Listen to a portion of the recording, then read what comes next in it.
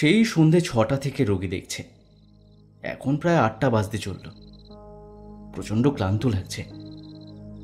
একটা হাই তুলল অলিক। কাল লেট নাইট পার্টি ছিল অর্কিড হাউসে। রাত 8টা থেকে 12টা পর্যন্ত হুল্লোড় করেছে সেখানে। বাড়ি ফিরতে ফিরতে 1:30, তারপর ঘুমোতে ঘুমোতে আরো রাত। এরপর ভোর ভোর উঠে সারাদিনের দৌড়। ক্লান্তি তো হবেই। আবার হাই তুলল অলিক। বিকেলে চেম্বারের কাজটা বাদ দিতেই পারত, কিন্তু কত আগে থেকে লোকে অ্যাপয়েন্টমেন্ট করে রাখে। হুট করে ক্যান্সেল তো করা যায় না। এই বয়সেই চাইল্ড সাইকিয়াট্রিস্ট হিসেবে বেশ নাম হয়েছে ওর। চেম্বারে রোগীর ভিড় তাই নেহাত কম নয়। ছোট ছোট বাচ্চাদেরও যে কত রকম মানসিক সমস্যা থাকে এই পেশায় না এলে জানতেই পারত না সে। এখন ওর সামনে বসে আছে 8 বছরের সুমন। সে নাকি দীর্ঘদিন ধরে বাইরের লোকের সঙ্গে কমিউনিকেট করতে পারছে না। বাড়িতে মা বাবা ছোট ভাইয়ের সাথে দিব্যি সহজ স্বাভাবিক, কিন্তু বাড়ির বাইরে বেরোলেই বোবা, একটা কথাও মুখ দিয়ে বেরোয় না। এই কারণে ওর একটা বন্ধুও নেই, পড়াশোনাতেও পিছিয়ে আছে। ওর মা বাবা ভেবেছিলেন ছেলে ইন্ট্রোভার্ট, আস্তে আস্তে ঠিক হয়ে যাবে, কিন্তু এখন বুঝতে পেরেছেন সমস্যাটা গুরুতর। তাই ছুটে এসেছেন। কিছু প্রয়োজনীয় ওষুধ লিখে দিয়ে এক থেরাপিস্টের নাম রেফার করে দিল। বাচ্চাটার কাউন্সেলিং চলবে কিছুদিন। সমস্যাটা কোথা থেকে শুরু হয়েছে বুঝতে পারলে ট্রিটমেন্ট শুরু করতে পারবে। বাচ্চাটাকে নিয়ে ওরা বেরিয়ে যেতেই মা বাবার সাথে ঢুকলো একটা বাচ্চা মেয়ে, বৈভবী সান্যাল। 10 বছরের ফুটফুটে মেয়েটিকে অবাক চোখে দেখছিল অলিক। আর 5টা বাচ্চার মতোই হাসি খুশি, ছটফটে। দেখে মনেই হচ্ছে না কোনো রকম মানসিক সমস্যা রয়েছে। এমনিতে মেন্টালি স্ট্রেসড অথবা ইল বাচ্চাদের আলাদা করা যায় সহজেই। নিষ্প্রাণ ব্যবহার, বিষণ্ণ দৃষ্টি, অস্বাভাবিক গাম্ভীর্য, এই সবই চিহ্নিত করে ওরা অসুস্থ। কিন্তু এই মেয়েটির চোখ দুটো দিব্যি প্রাণচঞ্চল, দুষ্টুমিতে ভরা। মেয়েটার মা বাবার দিকে অবাক হয়ে তাকালো। দুজনের চোখেই গভীর উৎকণ্ঠা। বৈভবীর বাবা মায়ের কথা মতো মাসখানেক আগে থেকেই সমস্যা শুরু। মেয়েকে সাঁতার শেখানোর জন্য সুইমিং ক্লাসে ভর্তি করিয়েছিলেন ওরা, কিন্তু সুইমিং পুলের জলে পা দেওয়ার আগেই চোখ উল্টে আসে বৈভবীর। খাবি খেতে থাকে ডুবন্ত মানুষের মতো। বলা বাহুল্য, সুইমিং পুলের দিকে আর পা বাড়া নিয়ে নাড়া। কিন্তু সমস্যা থেমে থাকেনি। এরপর থেকে প্রায় রাতে প্রবল শ্বাসকষ্টে ঘুম ভেঙে যেতে থাকে বৈভবীর। মুখ লাল হয়ে যায়, চোখ উল্টে আসে, ডুবে যাচ্ছি বলে আর্তনাদ করে।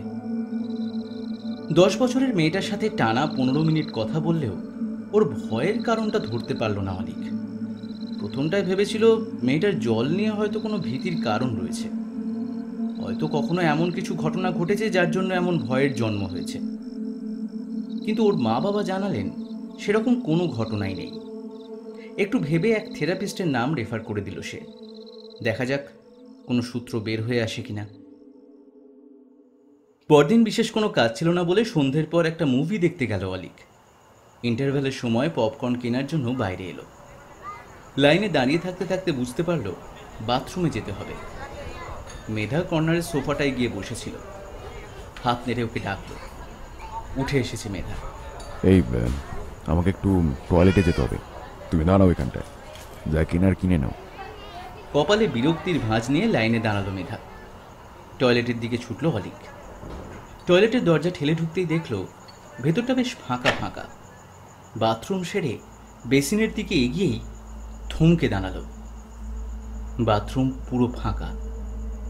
যে 2-4 জন ছিল তারাও আর নেই। কিন্তু এই বাচ্চা মেয়েটা কি করছে এখানে? কারোর সাথে এসেছিল নাকি? মেয়েকে সঙ্গে নিয়ে জেন্টস বাথরুমে কেউ ঢুকবে কেন? মেয়েটা এক মনে বেসিনে ঝুঁকে হাত ধুয়েই চলেছে। হাইট দেখে মনে হচ্ছে বছর 10-12 হবে বয়স। অলিক গলা খাঁকারি দিল, তবুও মুখ ফেরায় না। পিঠময় ছড়ানো কালো কোঁকড়ানো চুল, হালকা গোলাপি রঙের ফ্রক নেমে এসেছে হাঁটু পর্যন্ত। পায়ে কোনো জুতো নেই। খালি পায়ে আজকাল কেউ চলাফেরা করে নাকি? তাছাড়া মেয়েটার পায়ে এত কাদা মাখানো কেন? গোলাপি জামাটাতেও কাদার ছিটে। এই ঝাঁ চকচকে মাল্টিপ্লেক্সে কাদা আসবে কোথা থেকে? অলিককে বেরোতে হলে মেয়েটাকে পাশ কাটিয়ে বেরোতে হবে, কিন্তু বেরোবে কিভাবে? গোটা ব্যাপারটার মধ্যে এমন কিছু একটা আছে। গা ছমছমে একটা অনুভূতিতে সারা শরীর জমে যাচ্ছিল ওর। একটু গলা খাঁকার দিয়ে বলল, তুমি তুমি এখানে ঢুকেছো কেন? এটা ছেলেদের বাথরুম। মা কোথায় তোমার? মেয়েটা যেন বধির, এখনো একইভাবে বেসিনে ঝুঁকে রয়েছে। আর অপেক্ষা না করে এগুলো অলিক। তখনই বেসিনের ওপরের দেওয়াল জোড়া আয়নায় চোখ পড়ল। মেয়েটা এবারে মুখ তুলেছে। সামনের আয়নায় দেখা যাচ্ছে ওর প্রতিবিম্ব। কোঁকড়ানো চুল মুখের দুপাশ দিয়ে নেমে এসেছে কাঁধের নিচে। দু চোখের মণিতে লেপ্টে আছে কাদা, নাকের ফুটো বন্ধ কাদাতে। মেয়েটা হাঁ করলেও কিছু বলতে চেয়েই বোধ হয়, কিন্তু কিন্তু ওর মুখ ভর্তি কাদা। সেই কাদা নেমে আসছে ঠোঁট চিবুক বেয়ে। ভয়ঙ্কর চিৎকার বেরিয়ে এলো অলিকের গলা ছেড়ে।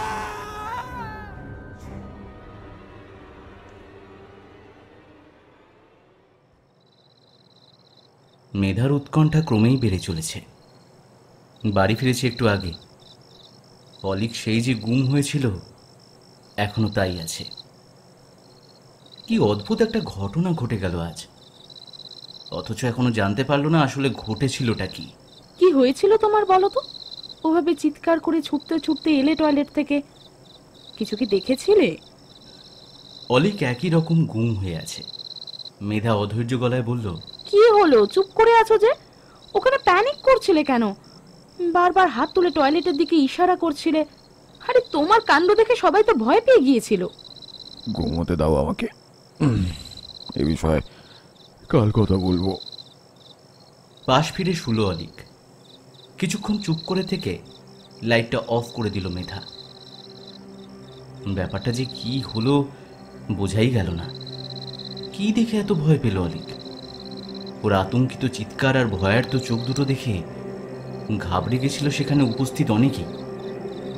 এরপর তো মুভির বাকি অংশটুকুও দেখতে দিল না সে। জোর করে মেধাকে নিয়ে বাড়ি চলে এলো। পাশ ফিরে শুতে মেয়েটার মুখটা আবার অলিকের চোখের সামনে ভেসে উঠল। আতঙ্কে জড়সড় হয়ে গেল সে। এরকম ভয়ঙ্কর দৃশ্য কেন দেখলো আজ? সবচেয়ে আতঙ্কের কথা হলো, মেয়েটাকে দেখার পর বিস্মৃতির অতল থেকে উঠে সামনে এসে দাঁড়িয়েছে ভয়ঙ্কর সেই দিন, যা সে ভুলেই গেছিল, অথবা ভুলে যেতে চেয়েছিল। সেটাই আবার মনে পড়ে গেল। নির্ঘুম চোখ দুটো মেলে রাখতে রাখতে একসময় অলিক টের পেল মেধা ঘুমিয়ে পড়েছে। ওর চোখে কি ঘুম আসবে আজ? বা বলা যায় কোনোদিনই কি আসবে? মাঝে মাঝেই নিজের মেয়েকে চিনতে পারে না হৈমন্তী। হঠাৎ করে কেমন গুম হয়ে যায়, ডাকলেও সাড়া দেয় না। চোখ দুটো দেখলে মনে হয় যেন এই জগতের বাসিন্দাই সে নয়। কেন এমন মনে হয় হৈমন্তী নিজেও জানে না। বুকটা ধুকপুক করে অজানা এক আশঙ্কায়। সবকিছু তো একেবারে স্বাভাবিকই ছিল, এমনটা তো হওয়ার কথা ছিল না। ভাস্করকে বললে বিশ্বাস করে না কিছুই, অথচ দুবারই এমন ঘটলে কি করে নিছক কাকতালীয় বলে উড়িয়ে দেওয়া যায়? ঘটনার সূত্রপাত হয়েছিল মাস 6 আগে। শাশুড়ির অসুস্থতার খবর পেয়ে ওরা যাচ্ছিল গ্রামের বাড়িতে। হিয়া হঠাৎ করেই কেন যেন বলেছিল, ঠাম্মিকে কিন্তু আমরা আর দেখতে পাবো না মা, গিয়ে আমরা আর ঠাম্মিকে দেখতে পাবো না। তারপর সে কি কান্না মেয়ের! অথচ শাশুড়ির অসুস্থতা তেমন মারাত্মক কিছু ছিল না। সত্যি সত্যি কিন্তু ওরা পৌঁছানোর আগেই শেষ হয়ে গেল সব। শাশুড়িকে শেষ দেখাটুকুও দেখতে পেল না। ভাস্কর বলেছিল শিশু মন তাই আগেই আশঙ্কা করে নিয়েছে ঠামিকে আর দেখতে পাবে না, তাই ওরকম বলেছে। এটা নিয়ে অত ভাবার কিছু নেই। তবুও হৈমন্তীর মন খুঁতখুত করছিল, একসময় আবার ভুলেও গেছিল। কিন্তু সেদিন যা ঘটল, এরপর আর কি বলে সান্ত্বনা দেবে নিজেকে? মাসখানেক আগে প্রতিবেশী বাড়ির রত্নার বিয়ের অনুষ্ঠান ছিল। রত্নার সঙ্গে খুব ভাব ছিল মেয়ের। সারাক্ষণ রত্নাপিসি করত। বিয়ের দিন সকাল থেকে চুপচাপ হয়ে রইল হিয়া। স্নানের জন্য তাড়া দিতে গিয়ে হৈমন্তী দেখল সাড়া দিচ্ছে না মেয়ে, গুম হয়ে আছে।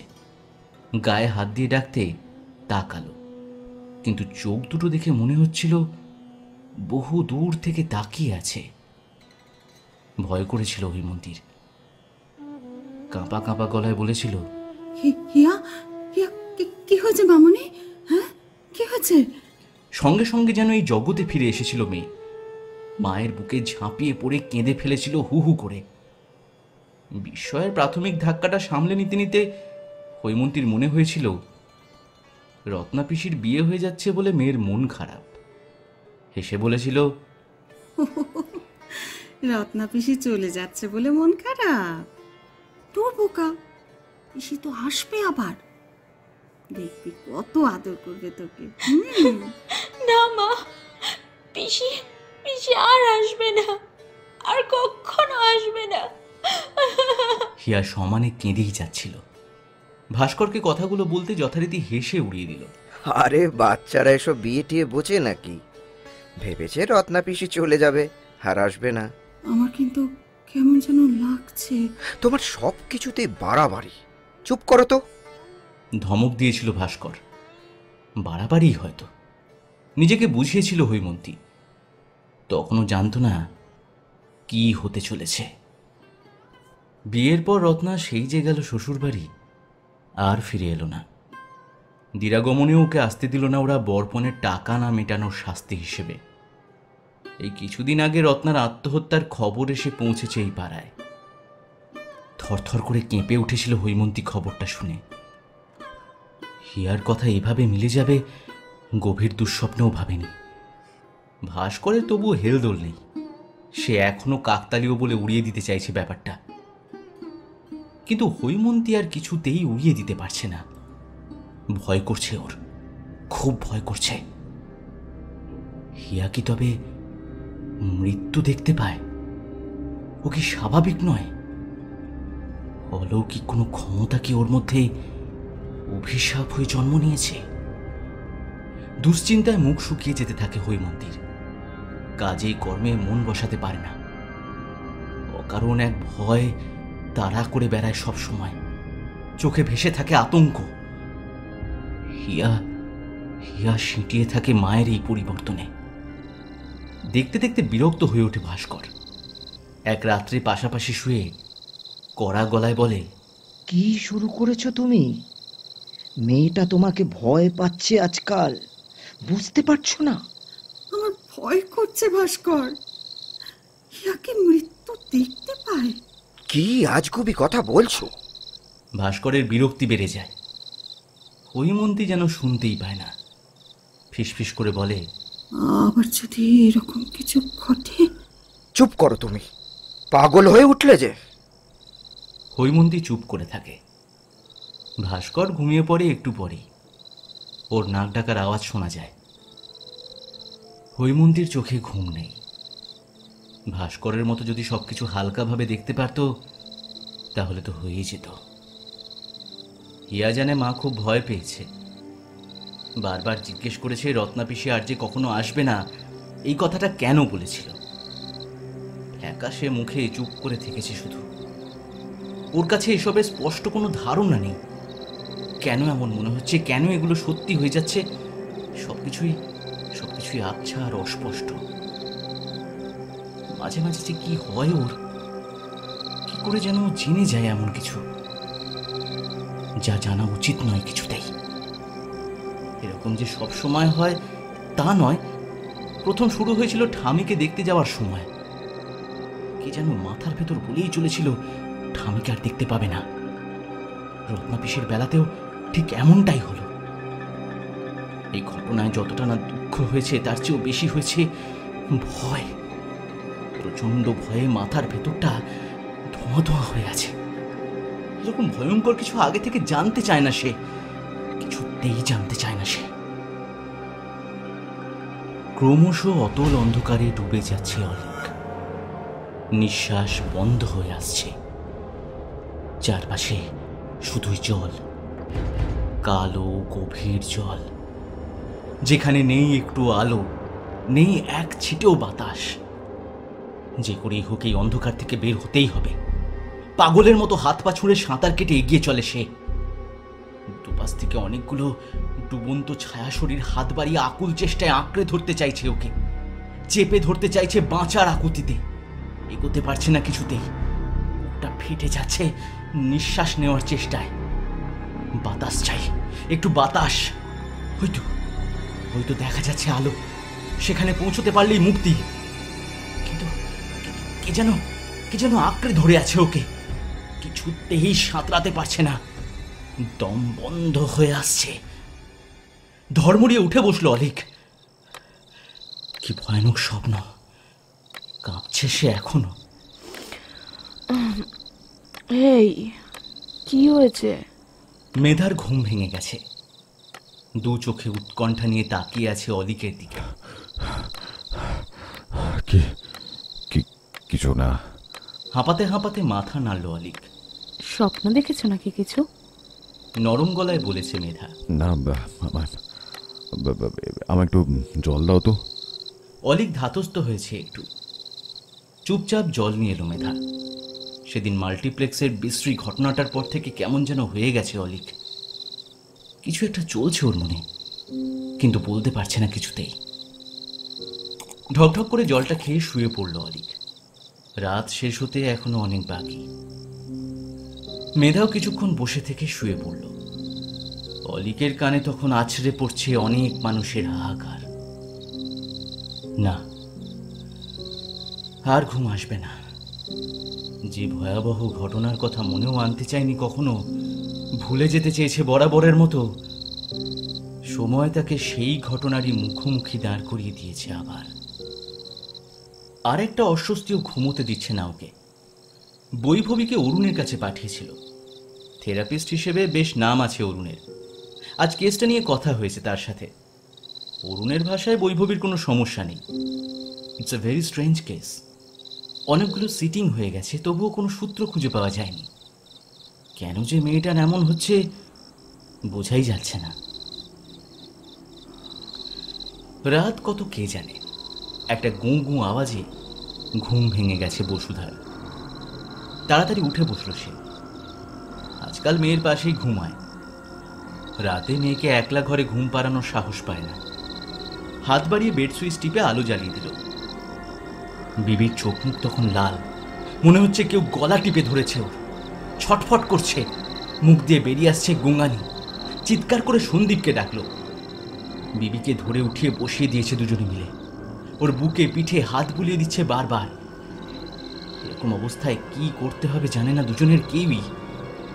অসহায় উদ্ভ্রান্ত দৃষ্টিতে তাকাচ্ছে পরস্পরের দিকে। আস্তে আস্তে স্বাভাবিক হয়ে এলো বৈভবী। শ্বাস প্রশ্বাস সহজ হয়ে এলো। চোখে যদিও এখনো ফুটে রয়েছে ভয়। ফুঁপিয়ে উঠল, আমি ডুবে যাচ্ছিলাম। কোথায় ডুবে যাচ্ছিলে? তুমি তো নিজের ঘরে নিজের বিছানাতেই রয়েছো। ধমকে উঠল সন্দীপ। আমি সত্যি বলছি ভাবি, আমি সত্যি বলছি। কেঁদে ফেলেছে। ঠোঁটে তর্জনী চেপে ধরে ইশারায় সন্দীপকে চুপ করতে বলল বসুধা। তারপর মেয়েকে বুকে টেনে নিল। মা, তুমি কেন ডুবে যাবে সোনা? এই তো আমরা রয়েছি না, আমরা তো তোমার পাশে রয়েছি। কিচ্ছু হবে না সোনা মা, কিচ্ছু হবে না। বৈভবী জবাব দিল না। মায়ের বুকে মুখ গুঁজে রইল। ওর ছোট্ট বুকের ভয়ার্ত হৃদস্পন্দন স্পষ্ট অনুভব করতে পারছিল বসুধা। চোখে জল চলে এলো ওর। বুকে চেপে ধরল মেয়েকে। মেয়েকে ঘুম পাড়িয়ে সন্দীপের বুকে ঝাঁপিয়ে পড়েছে বসুধা। অনেক কষ্টে এতক্ষণ নিজেকে সামলে রেখেছিল। অসহায় অশ্রুতে ভেসে যাচ্ছে ওর দুগাল।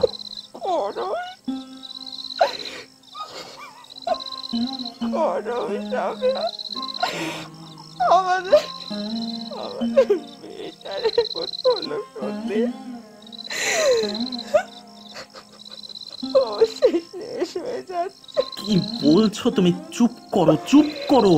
কেন শেষ হয়ে যাবে? কি করে ওকে বাঁচাবো? বলতে গিয়েও গলা কেঁপে গেল সন্দীপের। অসুখের তো চিকিৎসা থাকে, কিন্তু বিবির যে কি হয়েছে কিছু তো বোঝা যাচ্ছে না। থেরাপিস্টের কাছে নিয়ে গেল, কাউন্সেলিং হলো, তবুও কিছুই বোঝা গেল না। থেরাপিস্ট ভদ্রলোক অবাক হয়ে বলেছেন এমন স্ট্রেঞ্জ কেস নাকি দেখেননি। তাহলে কি বিবি সুস্থ হবে না?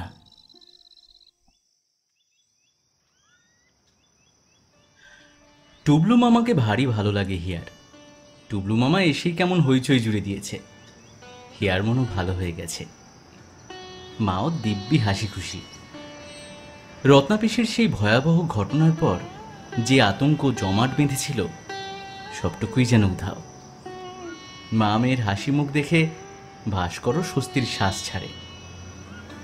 টুবলু মাঝে মাঝেই হুটহাট হাজির হয় ছর্দির বাড়িতে। পড়াশোনার ব্যস্ততার মাঝে অবসর মিললেই এখানে একবার ঢুঁ দিয়ে যায়। ছোটবেলা থেকেই হৈমন্তীর কাছে দিদির মতো স্নেহ পেয়ে এসেছে, হয়তো সেই স্নেহের টানেই বারবার ছুটে আসে। হৈমন্তীও তুতো ভাইটিকে যথেষ্ট প্রশ্রয় দিয়ে থাকে। তবে এবারে টুবলু হঠাৎ করে এসে হাজির হওয়াতে মনে মনে ভারী কৃতজ্ঞ হয়ে উঠেছে হৈমন্তী। মনের ওপর যে বোঝা চেপেছিল একটু একটু করে যেন হালকা হচ্ছে। জমাটি আড্ডা, হইচই সবকিছুতে ঘরের পরিবেশ একটু একটু করে স্বাভাবিক হয়ে উঠছে। একসময় হৈমন্তীর মনে হতে লাগলো একটা মিথ্যে আতঙ্ক পুষে রেখেছিল এতদিন। ব্যাপারটা নিয়ে কি সত্যি এত ভাবার কোনো কারণ রয়েছে? টুবলু কিছুদিন সময় নিয়ে এসেছিল। ভাস্করেরও হাতে বিশেষ কাজ ছিল না।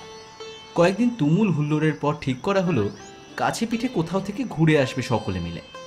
হিয়া তো পারলে তখনই বেরিয়ে পড়ে।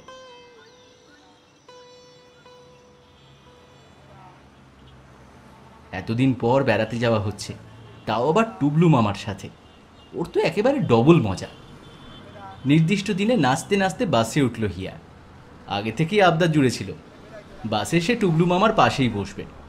সেই মতো বসে পড়ে মনের আনন্দে বকবক করছিল। কদিন আগের ভয়াবহ আতঙ্কের ছিটে ফোঁটাও অবশিষ্ট ছিল না ওর মনে। কিন্তু বাস নড়ে উঠতেই বদলে গেল সবকিছু। কে যেন ওর মাথার ভেতরে বলে উঠল, এই তোমার শেষ যাওয়া, আর কখনো বাড়িতে ফিরে আসতে পারবে না, আর ফেরা হবে না তোমার, আর ফেরা হবে না। ভয়ে সিঁটিয়ে গেল হিয়া। কাগজের মতো সাদা হয়ে উঠল ওর মুখ। পাশে বসেও টুকলু লক্ষ্য করেনি হিয়ার এই পরিবর্তন। হৈমন্তী আর ভাস্কর একটু দূরের সিটে পাশাপাশি বসে তখন খোশ মেজাজে গল্পে মশগুল। বাস ছুটছে প্রচণ্ড গতিতে। শহর ছাড়িয়ে দুধারে এখন গ্রাম্য বসতি, ঝোপঝাড়, দিগন্ত বিস্তৃত ধানক্ষেত আর টলটলে জলাশয়। মুগ্ধ হয়ে দেখছিল টুকলু। কতদিন পর শহুরে কংক্রিটের জঙ্গল পেরিয়ে খোলামেলা প্রকৃতির শোভা জুড়িয়ে দিচ্ছে দু চোখ। হুহু করে তাজা বাতাস ঢুকছে খোলা জানলা দিয়ে। বুক ভরে শ্বাস নিল সে। হিয়া অনেকক্ষণ থেকেই বকবক করছিল, এখন চুপ করে গেছে।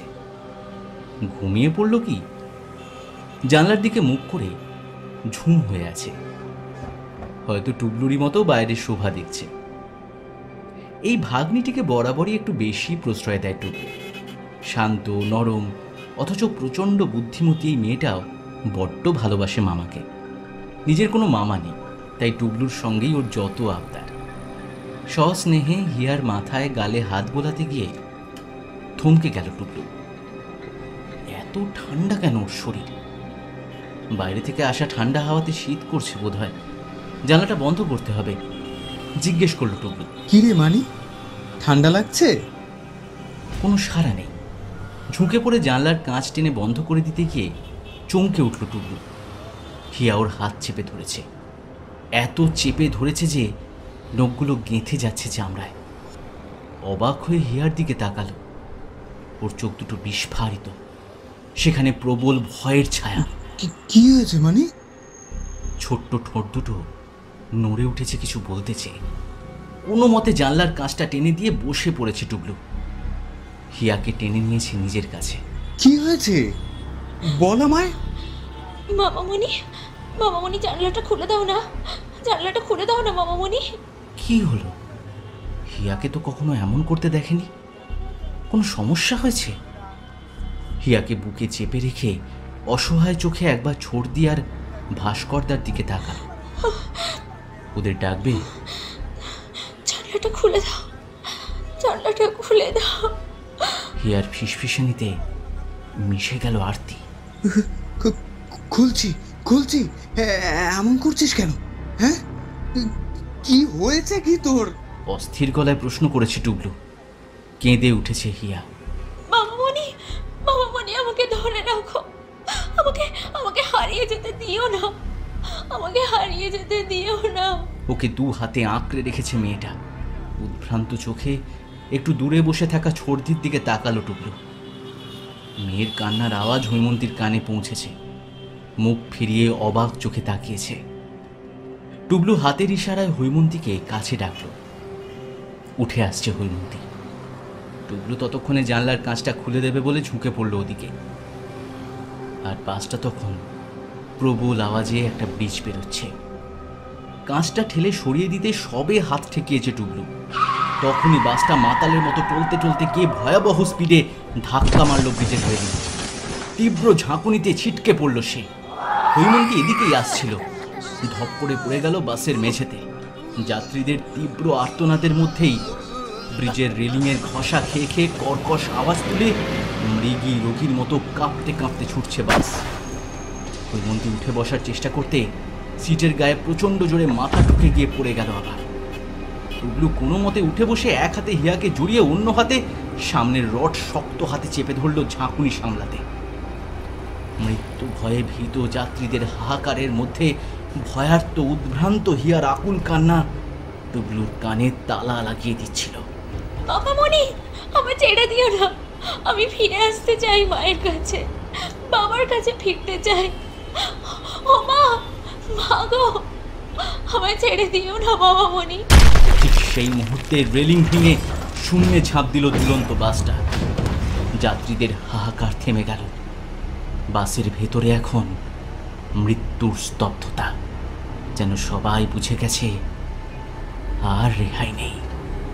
মৃত্যুর হাতেই নিঃশব্দ আত্মসমর্পণ ছাড়া আর কোনো রাস্তা নেই। তীর বেগে ওপর থেকে নিচে নদীর বুকে আছড়ে পড়ল বাস। নদীর বুকে আলোড়ন তুলে ফোয়ারার মতো জল ছিটকে পড়ল চারপাশে। আস্তে আস্তে ডুবতে থাকলো বাসটা। বাঁচার আকুতিতে ভেতরে সবাই পাগলের মতো বেরোনোর রাস্তা খুঁজছে তখন। টুবলু ক্ষিপ্র হাতে জানলার কাঁচটা ঠেলে বেরোতে গিয়ে টের পেল আঁট হয়ে আটকে গেছে ওটা। হিয়া জলে খাবি খেতে খেতে দু হাতে টুবলুর গলা আঁকড়ে ধরেছে। সেই অবস্থায় কোনো মতে ভেসে থাকার চেষ্টা করতে করতে টুবলু টের পেল বাসটা নেমে যাচ্ছে গভীর থেকে আরো গভীরে। শেষবারের মতো কানের কাছে হিয়ার গলা শুনতে পেল।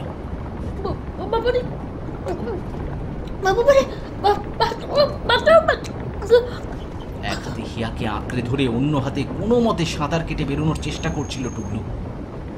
এক সময় টের পেল সাঁতরাতে পারছে না সে। যত সময় যাচ্ছে বেঁচে থাকার মরিয়া চেষ্টায় হিয়া আরো শক্ত করে জড়িয়ে ধরছে ওকে। ওর দু হাত কঠিন হয়ে চেপে বসে যাচ্ছে গলায়। হাত পা অবশ হয়ে আসছে, সাঁতার কাটতে পারছে না। জল ঢুকে যাচ্ছে নাক মুখ দিয়ে। বাতাস নেই, একটু বুক ফেটে যাচ্ছে। কি কষ্ট! একটু বাতাস চাই, একটু বাতাস।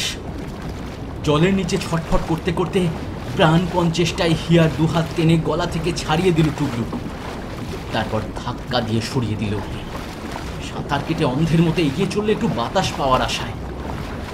দুপাশে তখন ডুবন্ত মানুষেরা বিস্ফারিত চোখে খাবি খেতে খেতে বেঁচে থাকার তীব্র বাসনায় আকুল হাত বাড়িয়ে আঁকড়ে ধরতে চাইল, চেপে ধরতে চাইল ওকে। হাত পা ছুঁড়ে ওদের পাশ কাটিয়ে শেষ পর্যন্ত ভেসে উঠল টুবলু। মুখ হাঁ করে বাতাস টেনে নিতে লাগলো ফুসফুসে। চোখ ঠেলে বের হয়ে আসছে ওর। মুখ লাল, হাঁপাচ্ছে জিভ বের করে।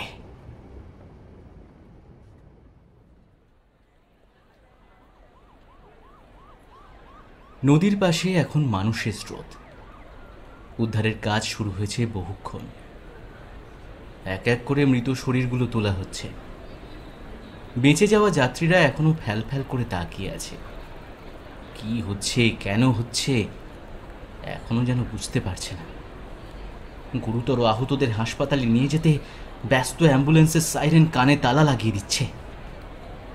সার দিয়ে শুয়ে থাকা মৃত শরীরগুলোর মধ্যে চেনা মুখ খুঁজে পেয়ে কেউ কেউ ভেঙে পড়ছে কান্নায়।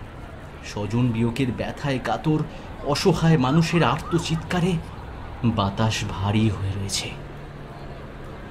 দুহাতে কান চেপে ধরে একপাশে বসে থরথর করে কাঁপছিল টুকু। বুদ্ধি কাজ করতে শুরু হতেই বুঝতে পেরেছে কি ভয়াবহ সর্বনাশ হয়ে গেছে। সে উঠে এসেছে, কিন্তু হিয়া রয়ে গেছে জলের তলায়।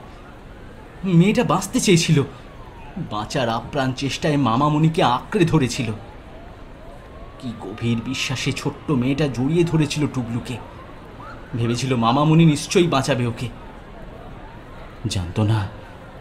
জানতো না মামামণি একটা কাপুরুষ। দু হাতে মুখ ঢেকে হু হু করে কেঁদে ফেলল টুবলু। একটা তীক্ষ্ণ যন্ত্রণা এফোঁড় ওফোড় করে দিতে থাকলো বুক। নিজে বাঁচার জন্য হিয়াকে ধাক্কা দিয়ে মৃত্যুর দিকে ঠেলে দিল। না হয় নিজেও মরে যেত, কি ক্ষতি হতো। এ কি করলো সে, এ কি করলো? ঈশ্বর কখনো ক্ষমা করবেন না ওকে।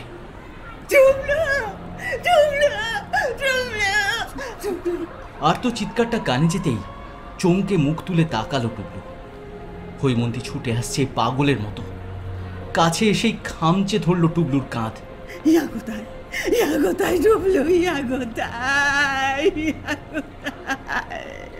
টুবলু তখন ফ্যাল ফ্যাল করে তাকিয়ে আছে।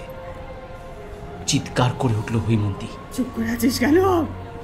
চুপ করে আছিস কেন? আমার মেয়েটা যে তোর কাছেই ছিল।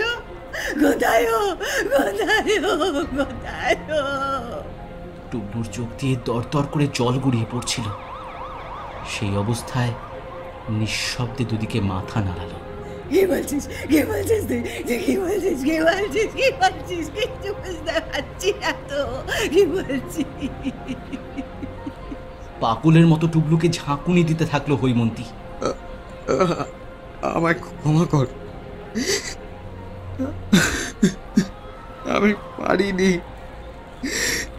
আমি পারিনি চর্দি, আমি পারিনি। চিৎকার করে কেঁদে উঠল টুবলু। হৈমন্তীর বুক ফাটা হাহাকারে জমাট জনতা নড়ে চড়ে উঠল আরেকবার। অভিশপ্ত বাসটা তখনও জলের নিচে। সেখানে ঘুমিয়ে আছে হিয়া। একটা অস্বস্তিতে ঘুম ভেঙে গেল অলিকের। বৈভবীর কেসটা নিয়ে ভাবতে ভাবতে কখন ঘুমিয়ে পড়েছিল। চোখ খুললেই বুঝতে পারল অস্বস্তিটা কিসের। একটা জলো বাতাস ঘুরে বেড়াচ্ছে ঘরময়। বৃষ্টি এলো কি?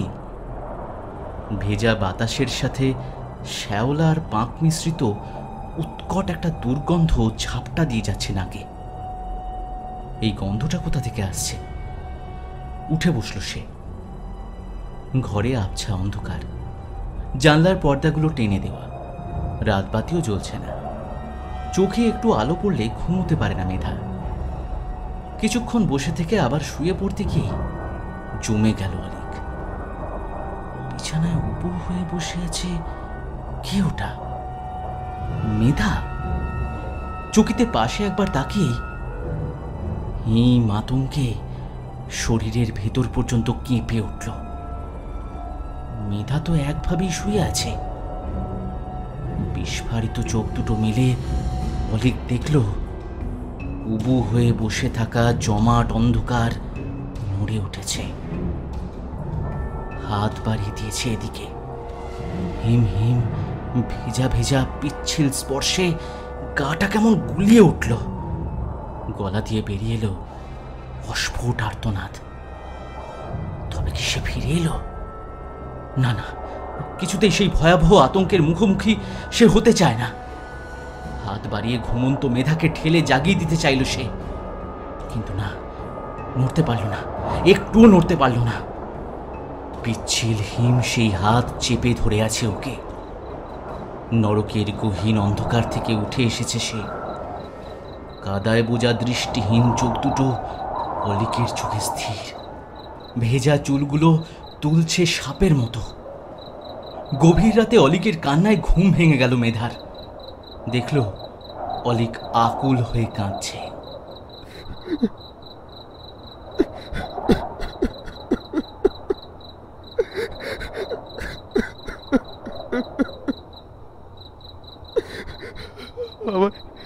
আমায় ক্ষমা করে দে বানি, আমায় ক্ষমা করে দে। এই কি হয়েছে তোমার? হ্যাঁ, প্রায় আর্তনাদ করে উঠল মেধা।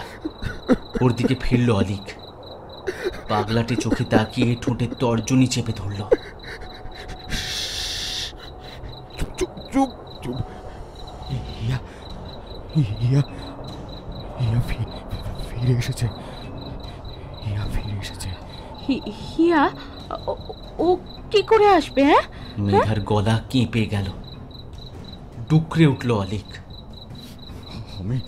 আমি বোধহয় পাগল হয়ে যাচ্ছি।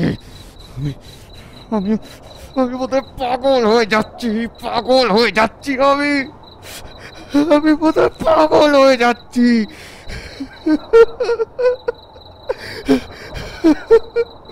আমি পাগল হয়ে যাচ্ছি। মেধা, আমি পাগল হয়ে যাচ্ছি। বৈভবী বুঝতেই পারে না কি ঘটে চলেছে ওর সাথে। মাঝে মাঝে ঘুম ভেঙে যায় কি এক কষ্টে। মনে হয় যেন চারপাশে শুধু জল আর জল। নিকষ কালো জলের আধারে সে ডুবে যাচ্ছে, তলিয়ে চলেছে। দম বন্ধ হয়ে আসে, বুকটা ফেটে যেতে থাকে। মুখ হাঁ করে বাতাস টেনে নিতে পারে না। বসুধা আলতো করে মেয়েকে জড়িয়ে ধরে শুয়েছিল। উঠে বসলো বিবি। ঘুমোতে ভয় করছে মা। কেন সোনা মা, বলো ভয় করছে কেন? বসুধাও উঠে বসলো। যদি আবার ডুবে যাই? বড় বড় ভয়ার্ত চোখে তাকালো বিবি। না দূর বোকা মেয়ে, কোনো ভয় নেই। এই যে মা পাশে আছে না। মা পাশে থাকলে কারুর ভয় করে নাকি? কোনো ভয় নেই সোনা, কিচ্ছু হবে না। আদর করে মেয়েকে মাথায় হাত বুলিয়ে দিতে থাকে বসুধা। যন্ত্রণায় বুক চিরে গেলেও মুখ দিয়ে একটা আহ শব্দ বের করে না। ওকে তো ভেঙে পড়লে চলবে না। যে করেই হোক ওকে আর সন্দীপকে শক্ত থাকতেই হবে। বিবিকে দুজনে মিলে সুস্থ করে তুলতে হবে। একটা কথা কিছুতেই সন্দীপকে বলতে পারছে না সে। আজকাল বিবিকে জড়িয়ে ধরলেই কেমন তীব্র জ্বলো আর আষ্টে একটা গন্ধ ধাক্কা মারে নাকে। প্রথম মনের ভুল ভাবলেও এখন গন্ধটার অস্তিত্ব সম্পর্কেও নিশ্চিত। গন্ধটা আছে, কিন্তু এই গন্ধের উৎস কি? বিবি ঘুমিয়ে পড়েছে। একসময় বসুধাও ঘুমিয়ে পড়ল। গভীর রাতে আতঙ্কিত সন্দীপের ঠেলাঠেলিতে ঘুম ভেঙে গেল ওর। চোখ মেলতেই সামনে সন্দীপের বিস্ফারিত চোখ। ধর্মড়িয়ে উঠে বসল। ঠোঁটে তর্জনী চেপে ধরে মেঝের দিকে আঙুল দিয়ে ইশারা করল সন্দীপ। সেদিকে তাকাতে হৃৎপিণ্ডটা যেন এক লাফে গলায় উঠে এলো বসুধার। বিবি পা ছড়িয়ে বসে আছে মেঝেতে। সন্ধেবেলার বেঁচে যাওয়া নুডলসের বাটিটা ফ্রিজে রাখা ছিল, সেটা এখন ওর হাতে। বাটি থেকে কনকনে ঠান্ডা নুডলস তুলে তুলে দু হাতে মুখে পুড়ছে সে। এমন অদ্ভুত অপ্রাকৃত দৃশ্য দেখে বসুধার মাথা কিছুক্ষণ কাজ করা বন্ধ করে দিল। সম্বিত ফিরে পেতেই লাফিয়ে মেঝেতে নামল। মেয়ের দু কাঁধ ধরে ঝাঁকুনি দিয়ে উদ্ভ্রান্তের মতো বলল, এই বিবি, বিবি, এই কি হয়েছে তোর? মায়ের স্পর্শে বিবির মুখের কাছে তোলা হাতটা থমকে গেল। মায়ের দিকে তাকালো ফ্যাল ফ্যাল করে। তারপরেই ফুঁপিয়ে উঠল। খিদে পেয়েছিল যে। বসুধা দু হাতে মেয়েকে বুকে তুলে নিয়ে উঠে এলো বিছানায়। চোখের জলে গাল ভেসে যাচ্ছিল ওর। সন্দীপ কি করবে বুঝতে পারছিল না বিবি এরকম অদ্ভুত আচরণ কেন করছে। কালই ওই সাইকিয়াট্রিস্টের কাছে যেতে হবে সময় করে।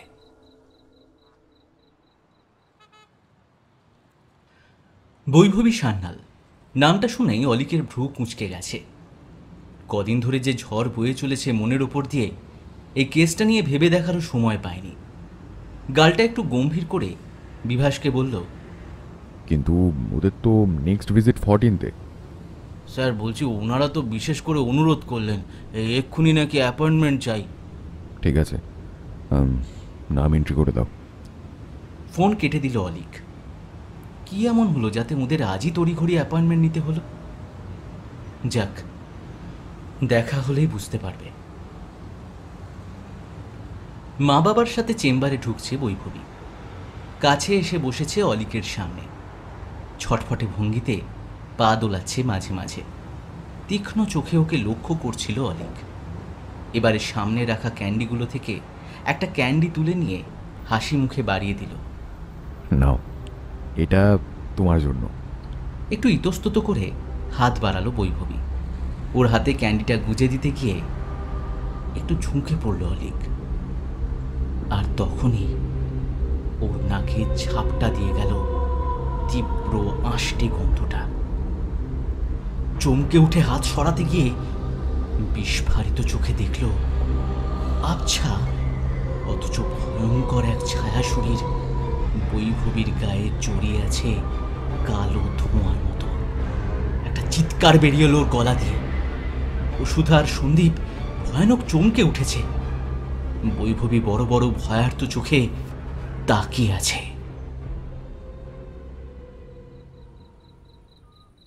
ঘুম ভাঙা চোখে মেধা দেখল অলিক গুম হয়ে বসে আছে বিছানায়।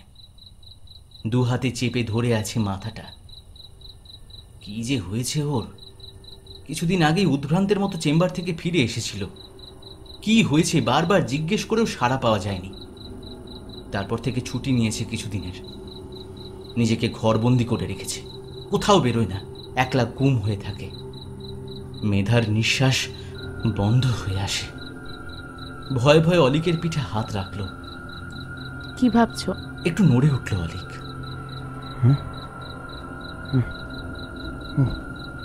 ও ফিরে এসেছে। মেধা, মেধা, ও ফিরে এসেছে। আমি আমি প্রতিদিন ওকে দেখতে পাই। ও বাঁচতে চেয়েছিল, বাঁচতে চেয়েছিল। আমি আমি আমি ওকে বাঁচতে দিইনি। আমি আমি বাঁচতে দিইনি ওকে। এবারে এবারে ও আমাকে ছাড়বে না, আর ছাড়বে না এবারে। আমি কি যে করি, আমি আমি কোথায় যে যাই?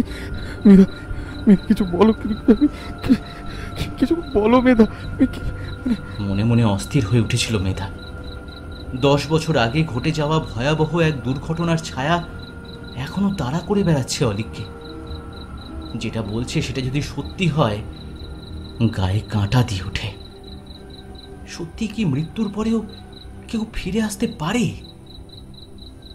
কদিন ধরেই ছর্দির কথা মনে আসছে ওর। এই বিপদে হয়তো তিনি কিছু সাহায্য করতে পারেন।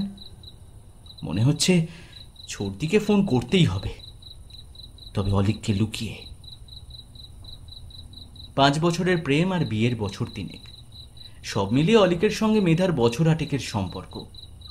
এই কয় বছরে যতটুকু দেখেছে, টের পেয়েছে ছর্দিকে এড়িয়ে চলে অলিক। অথচ নিজেই বলেছে একসময় অনেক কাছের ছিলেন এই ছর্দি।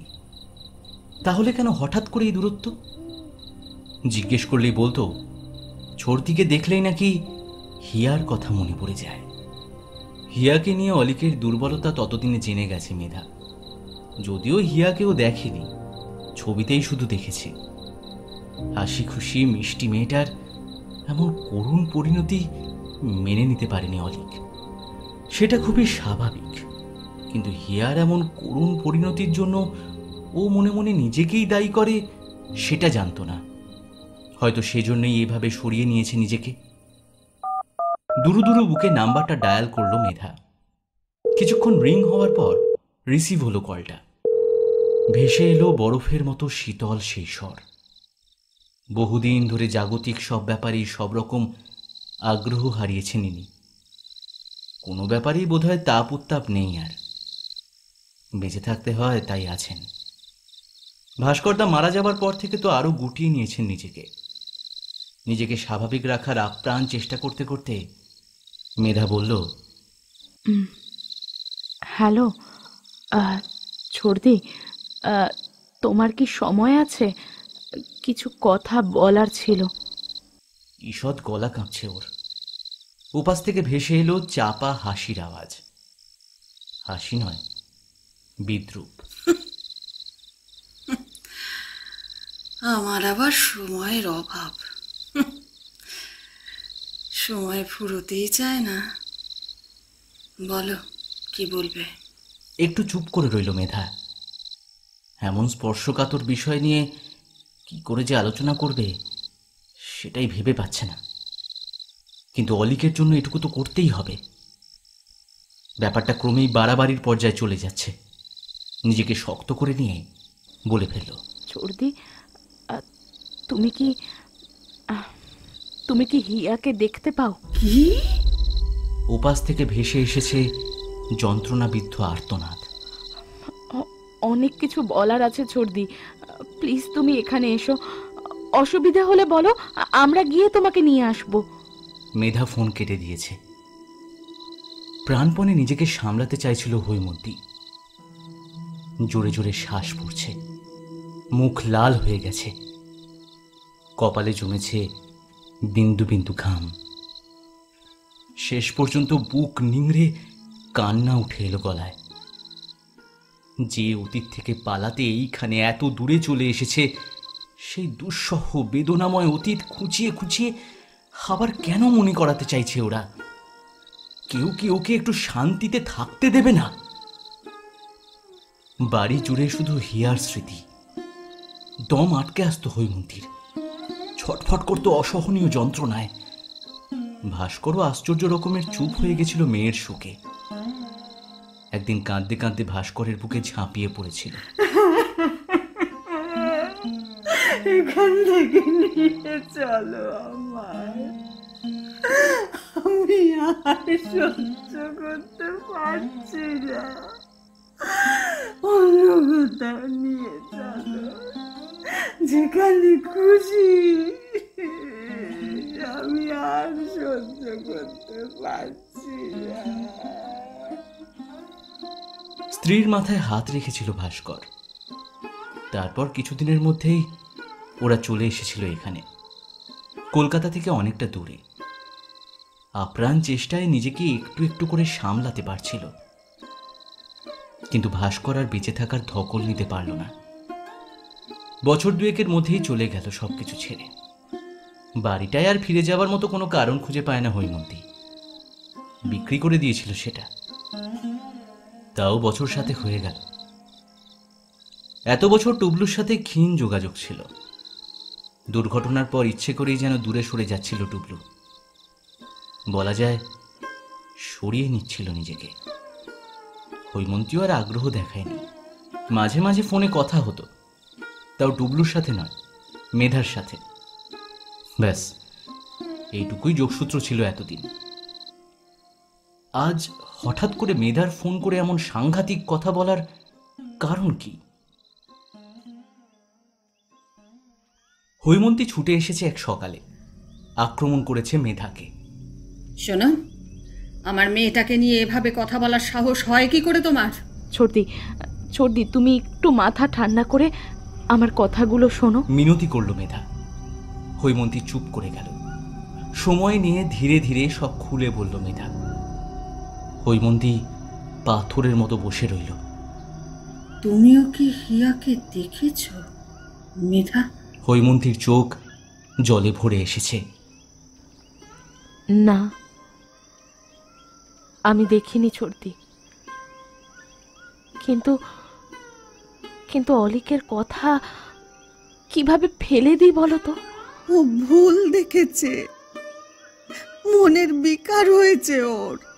হ্যাঁ, ও হতেই পারে, এটা হতেই পারে। তুমি ওর বিকার কাটিয়ে উঠতে সাহায্য করো ছর্দি, প্লিজ। সেই মুহূর্তেই অলিক এসে হাজির হলো এই ঘরে। ছর্দিকে দেখেই থমকে দাঁড়িয়ে পড়েছে। ফ্যাল ফ্যাল করে তাকাচ্ছে মেধার দিকে। সম্বিত ফিরে পেতেই ছুটে এসেছে, হৈমন্তীর হাত জড়িয়ে ধরে ঝরঝর করে কেঁদে ফেলেছে। ছর্দি, ছর্দি, আমায় মাফ করে দাও, আমি হিয়াকে বাঁচতে দিইনি। সেই জন্যই ও ফিরে এসেছে। কিন্তু বিশ্বাস করো, আমি ইচ্ছে করে কিচ্ছু করিনি, কিচ্ছু না। তুই মিথ্যে কথা বলছিস, ওটা হিয়া নয়, হতেই পারে না ওটা হিয়া। তোর আমায় একটা বারের জন্য বিশ্বাস কর, আমি মিথ্যে কথা বলছি না দিদি, আমি মিথ্যে কথা বলছি না, আমায় বিশ্বাস কর। চুপ, একদম চুপ। হিয়া তোর কাছে কেন আসবে? ও তো সবার আগে আমার কাছে আসবে তো সবার আগে। হিয়া প্রতিশোধ দিতে চাই ছর্দি, তাই আমার কাছেই এসেছে। ঘৃণায় কুঁচকে গেল হৈমন্তীর ঠোঁট। ছি, হিয়া না কত ভালোবাসতো তোকে, তাও এভাবে কথা বলছিস? আমি সত্যি বলছি ছর্দি, হিয়া ফিরে এসেছে। আমি প্রতিদিন ওকে দেখতে পাই, প্রতিদিন। তুই হিয়াকে নিয়ে আর ভাবিস না। সেদিন যাই ঘটেছিল নিজেকে দায়ী করিস না আর। হাজার ইচ্ছে থাকলেও ওটা আটকানোর ক্ষমতা তোর ছিল না। অলিকের চোখে ভেসে ওঠে গত রাতের দৃশ্য। স্পষ্ট দেখেছে হিয়া দাঁড়িয়ে আছে বিছানার পাশে ঠায়, নিষ্কম্প। একটা রাতও ঘুমোতে পারে না সে। একটা নির্ঘুম আতঙ্কের রাত ভেতরে ভেতরে খোয়ে ফেলছে ওকে। শারীরিক মানসিকভাবে বিধ্বস্ত অলিক অদ্ভুত এক অন্ধ গলির শেষ প্রান্তে দাঁড়িয়ে আছে, যেখান থেকে আর কোথাও যাওয়ার জায়গা নেই। অলিকের মুখের দিকে তাকিয়ে হৈমন্তী থমকালো অল্প। এই কদিনেই ওর চোখ মুখ বসে গেছে, উদ্ভ্রান্ত চেহারা, চোখের নিচে গভীর কালি। লক্ষ্মী ভাই আমার, একটু আমার কথা শোন। আমি তো বলছি ওটা হিয়া নয়। আমার মেয়েটা কেন তোর ক্ষতি করতে চাইবে বল? শোন ভাই, তুই এভাবে কাজকর্ম বন্ধ করে আর বাড়িতে বসে থাকিস না। মেধা ভয় পাচ্ছে, দেখ, বুঝতে পারছিস না কেন? অলিক চুপ করে থাকে। কি করে বোঝাবে ওটা আর ছর্দির আদরের মেয়ে হিয়া নয়, দীর্ঘদিন জলের নিচে শুয়ে থাকা এক অতৃপ্ত আত্মা, যার এখনো মুক্তি হয়নি, যে চলে যেতে চায়নি পৃথিবী ছেড়ে। কিন্তু অলিক পারেনি তাকে ধরে রাখতে। হিয়া যদি ফিরবে তাহলে এতদিন ফিরল না কেন? 10 বছর পর কেন হঠাৎ ফিরে আসবে বল? হৈমন্তীর গলা ধরে এসেছে। তুই বৈভবী বলে কাউকে চিনতে? বসুদা আর সন্দীপ সান্যালের মেয়ে? উত্তর না দিয়ে বলল অলিক। বৈভবী? চমকে উঠেছে হৈমন্তী। ছর্দির মুখের দিকে তাকিয়ে অবাক হলো টুবলু। বৈভবীকে তুই কি করে চিনিস? মেয়েটাকে নিয়ে ওর বাবা মা আমার কাছে এসেছিলেন। ও জল দেখলেই ভয় পায়, অস্বাভাবিক আচরণ করে। জল দেখলে ভয় পায়? হ্যাঁ, আর আশ্চর্য হলো বৈভবীর সাথে দেখা হওয়ার পর থেকে আমি ইয়াকে দেখতে পাচ্ছি। তাও প্রথমটায় ধরতে পারিনি, কিন্তু সেদিন বৈভবীর সাথে স্পষ্ট দেখতে পেলাম। কি দেখতে পেলি? হিয়াকে দেখতে পেলাম। অলিকের চোখে মুখে আতঙ্কের ছায়া। মানে? দেখলাম বৈভবীকে জড়িয়ে রয়েছে একটা কালো ছায়া, ঠিক জমার ধোঁয়ার মতো। ওটা যে হিয়া, আমার তা বুঝতে একদম ভুল হয়নি। তারপর থেকে আমি নিঃসন্দেহ হয়েছি ওই মেয়েটার সাথে হিয়ার ফিরে আসার কোনো না কোনো সম্পর্ক রয়েছে, কোনো না কোনো সম্পর্ক তো রয়েছে। হৈমন্তী কাঁপছিল, ঘামছিল প্রচন্ড। অলিক ভয় পেয়ে গেল। ছড়ি কি হয়েছে? টুবলু, তুই মেয়েটার কাছে আমাকে নিয়ে যেতে পারবি?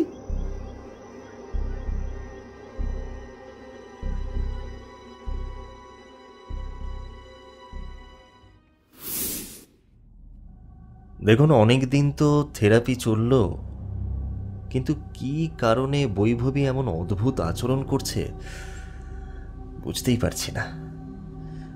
এখনো যদি কিছু বলার বাকি থাকে আপনাদের, প্লিজ বলে দিন, কিছু লুকোবেন না।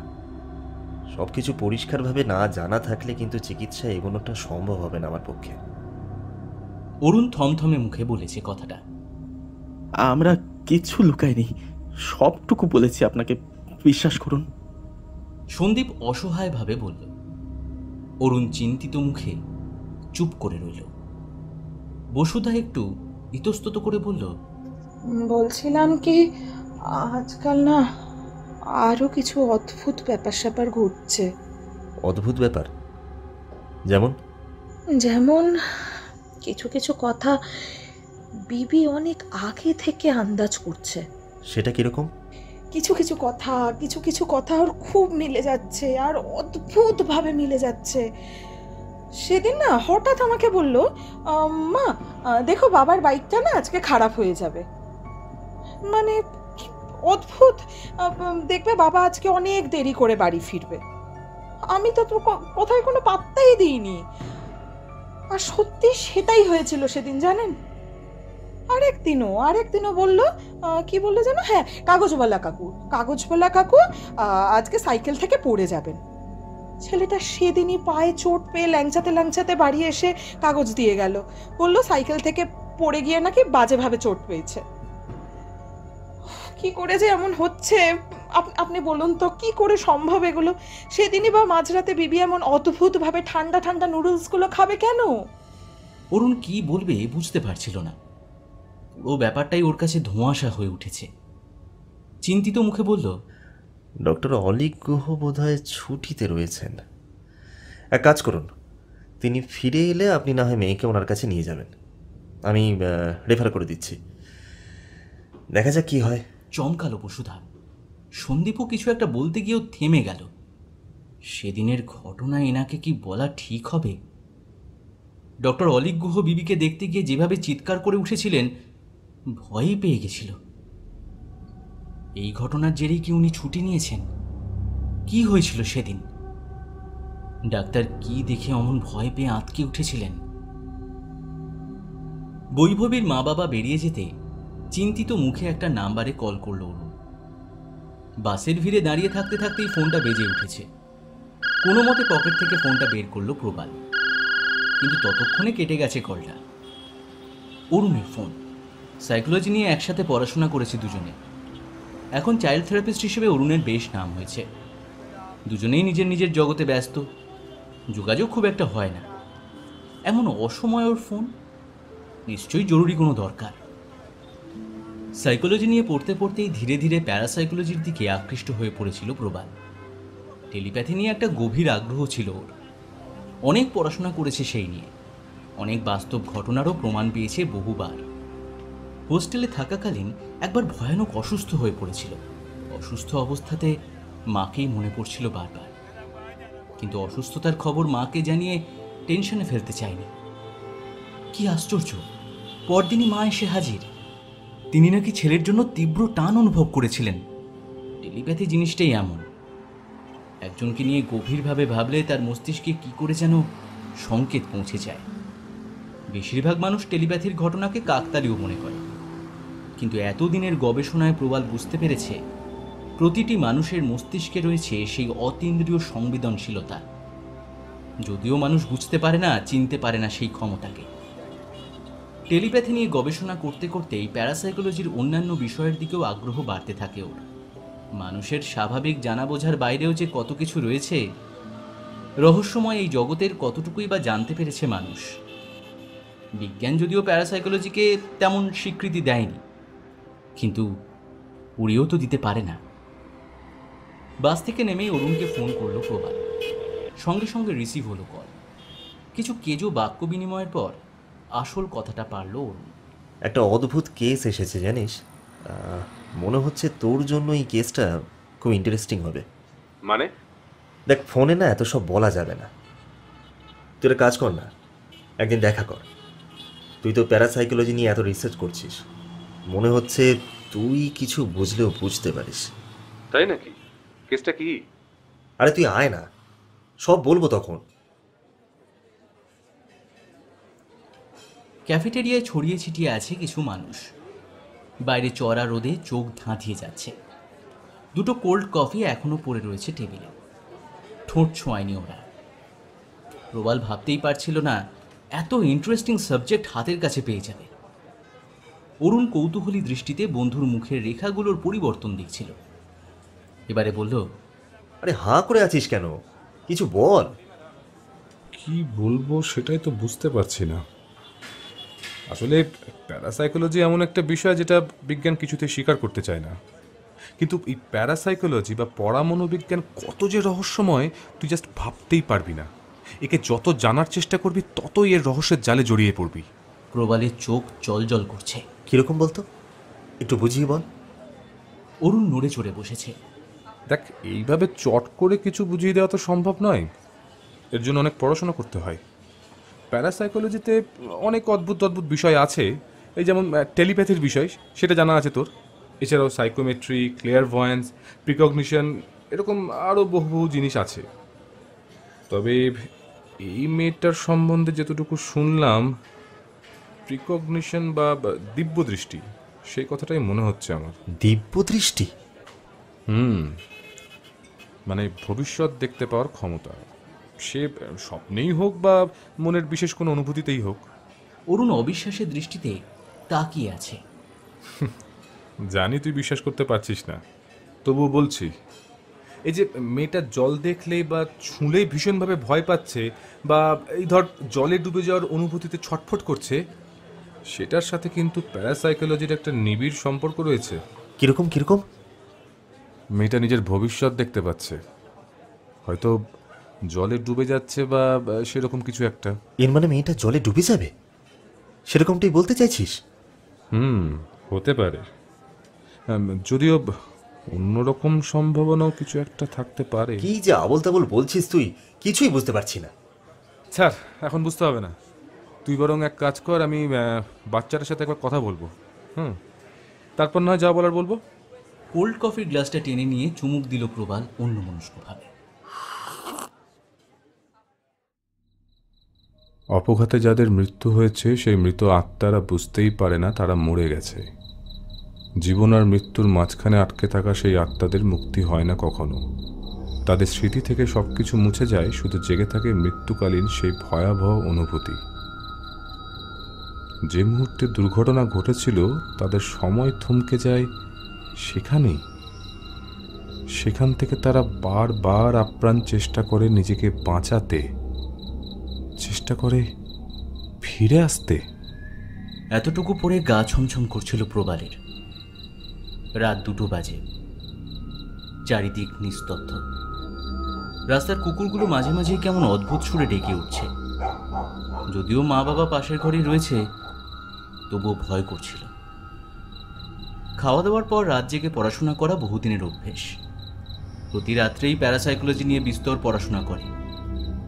আজ বাচ্চা মেয়েটার কারণেই নেট খুলে কিছু বিষয় জানার চেষ্টা করছিল। তখনই মৃত্যু পরবর্তী জগতের রহস্য নিয়ে একটা আর্টিকেল নজরে পড়েছিল। সেটাই পড়ছিল বসে বসে। ওর মনে একটা ক্ষীণ সন্দেহ রয়েছে। বাচ্চাটার সঙ্গে যা কিছু ঘটছে তার সাথে অতিলৌকিক কোনো কিছুর যোগাযোগ থাকলেও থাকতে পারে। তবে বিষয়টা ভালোভাবে বুঝতে মেয়েটার সাথে কথা বলতে হবে। রাতে ভয়ঙ্কর এক স্বপ্ন দেখল প্রবাল। দেখল বিজন রক্তাক্ত হাত বাড়িয়ে আকুল হয়ে ডাকছে ওকে, প্রবাল, প্রবাল, প্রবাল, আমায় বাঁচা, আমায় বাঁচা, আমায় বাঁচা ভাই, প্রবাল। তুই তো কবেই মরে গেছিস, কি করে বাঁচাবো তোকে আমি? প্রবাল কাঁদতে কাঁদতে বলছে, কেন মরবো, তোকে এত ডাকি তুই শুনতেই পাস না। আমার খুব কষ্ট, প্লিজ প্লিজ বাঁচা আমাকে, প্রবাল। বলতে বলতেই বিজনের মুখটা ভেঙে চুরে যেতে থাকলো। এতলানো মুখটাতে নাক, চোখ, ঠোঁটের আলাদা কোনো অস্তিত্বই রইল না। বিজন, বিজন। ধর্মর করে উঠে বসলো প্রবাল। কি ভয়ানক দুঃস্বপ্ন! নিশ্চয়ই রাত জেগে ওই আর্টিকেলটা পড়ার ফল। এত বছর বাদে বিজনকে এভাবে দেখতে পেল কেন? ক্লাস 12-এ পড়ার সময় একই সাইকেলে চেপে টিউশন পড়তে যাওয়ার সময় স্পিড ব্রেকারে ধাক্কা লেগে ছিটকে পড়েছিল দুজনে। উঠে বসতে না বসতেই উল্টো দিক থেকে একটা ট্রাক পিষে দিয়ে গেছিল বিজনকে। শেষ মুহূর্ত পর্যন্ত বাঁচার আকুতিতে ওর দিকেই হাত বাড়িয়েছিল বিজন। মনে পড়লেই বুকের ভেতরটা ফাঁকা হয়ে যায়। জানলার বাইরে ভোর ফুটছিল একটু একটু করে। উঠে পড়ল প্রবাল। আর ঘুম হবে না বোঝাই যাচ্ছে।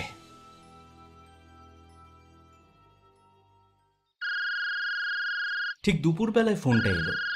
থেরাপিস্ট অরুণ মিত্রর ফোন। বলেছেন আজই সন্ধ্যের পর বৈভবীকে নিয়ে তার কাছে যেতে হবে। কিছু বিষয় নাকি পরিষ্কার করার রয়েছে। বসুধা ইতস্তত করে জিজ্ঞেস করেছিল, বলছিলাম কি আমার মেয়েটা ঠিক হয়ে যাবে তো? দেখুন, সেই চেষ্টাটাই তো করছি আমি। আপনি প্লিজ সন্ধ্যের পরে আসুন, তখনই কথা হবে। ফোন কেটে দিয়েছিলেন ভদ্রলোক। এমন কি প্রয়োজন পড়ল যাতে ভদ্রলোককে ফোন করতে হলো? বুঝতে পারছিল না বসুধা। তবে কি তিনি কোনো পথ খুঁজে পেয়েছেন যাতে বৈভবী সুস্থ হয়ে উঠবে? তাই যেন হয়। আকুল হয়ে ঈশ্বরের কাছে প্রার্থনা করল সে। বৈভবীকে নিয়ে এসেছেন ওর বাবা মা। প্রবাল অবাক হয়ে মেয়েটাকে দেখছিল। আর 5টা বাচ্চার মতোই ছটফটে চঞ্চল চোখের দৃষ্টি। কিন্তু ওর ছটফটে চোখের আড়ালেও যেন লুকিয়ে রয়েছে কোনো গভীর রহস্য। কেন এমন মনে হচ্ছে প্রবাল নিজেই বুঝতে পারছে না। অরুণের দিকে তাকিয়ে একটা ইঙ্গিত করল সে। সামনেই বসে রয়েছেন মেয়েটির মা বাবা। দুজনের মুখেই গভীর উদ্বেগের ছাপ। আপনারা প্লিজ একটু বাইরে বসুন, আমরা বৈভবীর সাথে আলাদা করে কথা বলতে চাই। প্রবালের কথায় বসুধা আর সন্দীপ উঠে পড়ল। ওদের কাছে এটা নতুন নয়। কাউন্সেলিংয়ের বিভিন্ন পর্যায়ে বৈভবীর সাথে মাঝে মাঝেই এভাবে একা কথা বলা হয়েছে। দুজনে গিয়ে বসলো বাইরে। প্রবাল বৈভবীর দিকে তাকালো। তোমার নাম তো বৈভবী, তাই না? হ্যাঁ। উপরে নিচে মাথা হেলালো বৈভবী। কোন ক্লাসে পড়ো তুমি? এবারে তো 6 হতো, কিন্তু মা আমাকে আর স্কুলে যেতেই দেয় না। বৈভবীর মুখে অভিমানের ছায়া। কেন? মা বলেছে সেরে উঠলেই আবার স্কুলে যাব। সেরে উঠলে? কেন? তোমার অসুখ করেছে? চোখ নামিয়ে বলল মেয়েটা। কি করে বুঝলে? উত্তর নেই। চুপ করে বসেই রয়েছে। পায়ের বুড়ো আঙুলটা মাটিতে ঘষছে। কি হলো বলো, কি করে বুঝলে তোমার অসুখ করেছে? এবার তাকিয়েছে বৈভবী। মা বলেছে। বয়সের তুলনায় মেয়েটা বেশ বুদ্ধিমতী, সপ্রতিভ কথাবার্তা, অহেতুক কোনো জড়তা নেই। কিন্তু মেয়েটা কিছু লুকোচ্ছে না তো? কি একটা যেন বলতে চাইছে না মনে হচ্ছে। আচ্ছা বৈভবী, আমাকে বলো তো, তোমাকে মা বলল বলে কি তোমার মনে হলো অসুখ করেছে, নাকি তুমি নিজেও বুঝতে পেরেছো? আবার চুপ বৈভবী। কি হলো, চুপ করে আছো কেন? দেখো, আমি জানি তুমি জল দেখলেই ভয় পাও। সে তো অনেকেই জল দেখলে ভয় পায়, সেটা তো অসুখ নয়। তাহলে তোমার অসুখ হয়েছে কে বলল? প্রবালের প্রশ্ন করার ধরন দেখে অবাক হচ্ছিল অরুণ। মনে মনে প্রশংসাও করছিল। বৈভবী কিছুক্ষণ চুপ থেকে বলল, আমি তো জল দেখলে ভয় পাই না, শুধু মনে হয় ডুবে যাচ্ছি, শ্বাস নিতে পারছি না, খুব খুব কষ্ট হয় বুকে, মনে হয় মরে যাচ্ছি। ডুবে যাচ্ছ মনে হয়? কেন? মানে তুমি ডুবে গেলে কেমন লাগে, কিরকম মনে হয় তোমার জানা আছে? আগে কখনো জলে নেমেছো? না। তাহলে কিভাবে বুঝতে পারো তুমি ডুবে যাচ্ছ? একটু চুপ করে রইল বৈভবী। তারপর আস্তে আস্তে বলল, আমি চারিদিকে শুধু জল দেখতে পাই, সব অন্ধকার লাগে। আমার নাক দিয়ে মুখ দিয়ে জল ঢুকে যায়, শ্বাস নিতে পারি না। জল ঢুকে যায়? হ্যাঁ। মানে সত্যি সত্যি জল ঢুকে যায়? না, কিন্তু মনে হয় যেন সত্যি সত্যি। আমি তো সত্যি সত্যি জলে ডুবেও যাই না, তাহলে কেন এরকম মনে হয়? এটাই তো অসুখ, তাই না? বৈভবী করুণ দু চোখ তুলে তাকালো। প্রবাল কিছুক্ষণ চুপ করে রইল, তারপর ধীরে ধীরে বলল, তোমার কোনো অসুখ হয়নি বৈভবী, সব ঠিক হয়ে যাবে। তুমি যখন জানোই সত্যি সত্যি কিছু হচ্ছে না, তাহলে আর ভয় পেও না, কেমন? কিন্তু আমার শুধু মনে হয় কে যেন আমার জলের নিচে টেনে নিয়ে যাচ্ছে। বৈভবীর চোখের দৃষ্টি ভয়ার্ত হয়ে আসে। প্রবাল প্রচণ্ড চমকে পাশে বসে থাকা অরুণের দিকে তাকালো। অরুণও চমকে উঠেছে। কি টেনে নিয়ে যায়? কে? জানি না। প্রবাল আর কথা বাড়াতে চাইল না, বাচ্চাটার উপরে চাপ পড়বে। আজ এটুকুই থাক, যতটুকুই কথা হয়েছে প্রচণ্ড রহস্যের গন্ধ পাচ্ছে, ব্যাপারটা নিয়ে আরো ঘাঁটতে হবে। বৈভবীকে নিয়ে ওর মা বাবা বেরিয়ে গেছে বহুক্ষণ। চেম্বার এখন ফাঁকা। অরুণ প্রচণ্ড অবাক হয়ে আছে। মেয়েটা কিন্তু একবারও ওরকম কিছু বলেনি এতদিন। কিসের কথা বলছিস? আরে ওই যে কেউ ওকে টেনে নিয়ে যায় জলের নিচে। সেটাই স্বাভাবিক। আসলে ওই প্রচণ্ড ভয়ের জায়গাটাকে এড়িয়ে যেতে চাইছে ও, হয়তো মা বাবাকেও বলেনি। হ্যাঁ নিশ্চয়ই তাই, নইলে ওরা তো বলতোই আমাকে, তাই না? তবে আমি একটা অন্য ব্যাপার ভাবছি। হ্যাঁ, কি বলতো? দেখ, একটা ব্যাপারে কিন্তু আমি কনফার্ম, বৈভবীর কোনো অসুখ নেই, মানে অন্তত মনের কোনো অসুখ কিন্তু ওর নেই। তবে হ্যাঁ, ওর ভয়টা কিন্তু সত্যি, একেবারেই সত্যি। মানে তুই বলতে চাইছিস মেয়েটা সত্যি সত্যি জলে ডুবে যায়? না, সেটা তো বলিনি। কোনো অপার্থিব অনুভূতি বৈভবীর মধ্যে জীবন্ত হয়ে উঠছে। কি বলছিস? হ্যাঁ, ঠিকই বলছি। প্যারাসাইকোলজির এই ব্যাপার তুই বুঝবি না, যদিও কেউই বোঝে না আর বিশ্বাসও করে না, কিন্তু বাচ্চাটার জন্য মায়া হচ্ছে খুব। যদি সত্যি সত্যি কোনো অতিপ্রাকৃত সত্তাকে অধিকার করে রাখে, তাহলে কিন্তু খুব ভয়ঙ্কর কিছু ঘটতে চলেছে।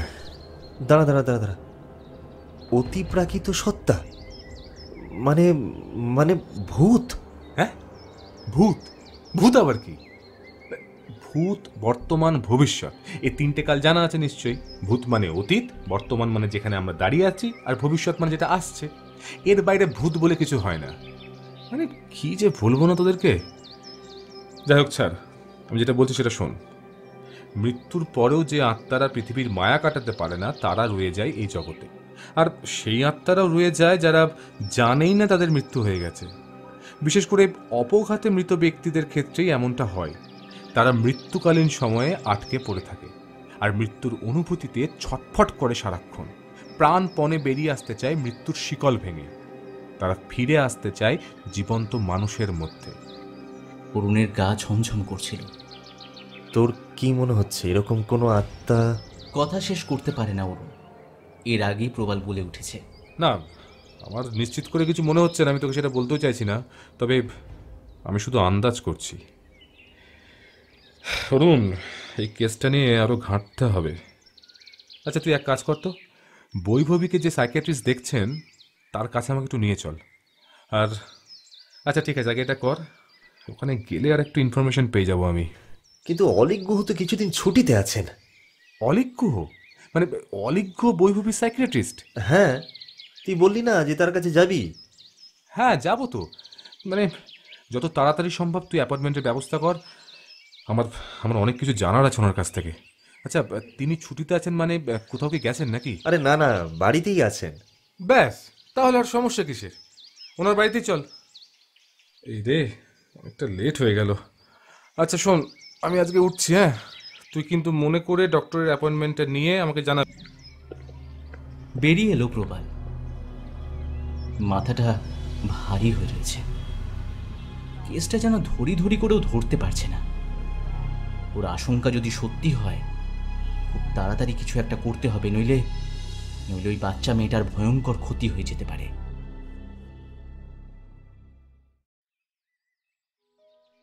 অলিকের একেবারেই ইচ্ছে ছিল না, কিন্তু ছর্দি যা শুরু করেছে, বাধ্য হয়েই বৈভবীর বাড়ির ঠিকানা জোগাড় করতে হয়েছে। স্পষ্ট বোঝা যাচ্ছে ছর্দি বৈভবীকে বা ওর মা বাবাকে যে করেই হোক চিনত। ইয়ার সাথে বৈভবীর সত্যি কোনো সম্পর্ক রয়েছে। হিয়া কেন চলে গিয়েও বৈভবীকে জড়িয়ে রয়েছে? এত সব প্রশ্নের কোনো উত্তর নেই। হয়তো হয়তো আছে ছর্দির কাছে।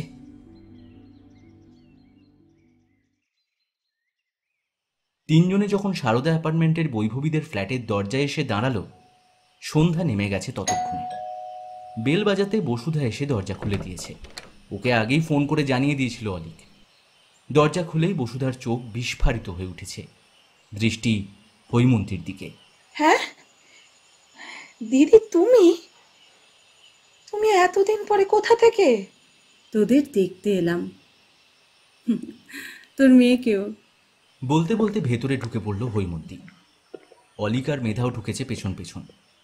বসুধা একটু অবাক হয়ে বলল, হ্যাঁ বলছিলাম, এই ডাক্তার তোমার কে হন? আমার ভাই টুবলু। ওর কথা তো বলেছি তোকে, মনে আছে? ও হ্যাঁ হ্যাঁ হ্যাঁ হ্যাঁ হ্যাঁ, মনে আছে মনে আছে। আচ্ছা, ইনি তোমার ভাই? এনার কাছেই তো আমাদের মেয়ের। থেমে গেল বসুধা। আমি জানি, টুবলু বলেছে আমায়। হৈমন্তী গম্ভীর হয়ে গেল। বসুধা চুপ। ডাক তোর মেয়েকে। সন্দীপ কোথায়? হৈমন্তী যেন অস্থির হয়ে উঠেছে। সন্দীপ এলো বৈভবীর হাত ধরে। দুজনে বসেছে চেয়ারে। তীক্ষ্ণ দৃষ্টিতে তাকিয়ে আছে হৈমন্তী। মেয়েটা কত বড় হয়ে গেছে। মনে আছে হিয়া কি ভালোবাসতো বৈভবীকে? যেন নিজেকেই শোনাচ্ছে এইভাবে বলল হৈমন্তী। সারাক্ষণ আমাদের বাড়িতেই থাকতো, আমাদের বিবিকে কোলে করে রাখতো সারাক্ষণ, কোল থেকে নামাতেই চাইতো না। তোরা যখন ওই পাড়া থেকে চলে আসবি ঠিক করলি, মেয়ের সে কি কান্না আমি বুঝিয়ে পারি না, জানিস? হ্যাঁ, তারপর আমার কাছ থেকে বিবির একটা ছবি চেয়ে নেয়। ছবিটা নিয়ে বলেছিল হিয়ার মন কেমন করলে নাকি ছবিটা দেখলে ওর ভালো লাগবে। ছবিটা নিয়ে মেয়ের কি আনন্দ। আমাকে বলল, এখন থেকে বোন সব সময় আমার সঙ্গেই থাকবে মা, সব সময় একসাথে থাকবো আমরা।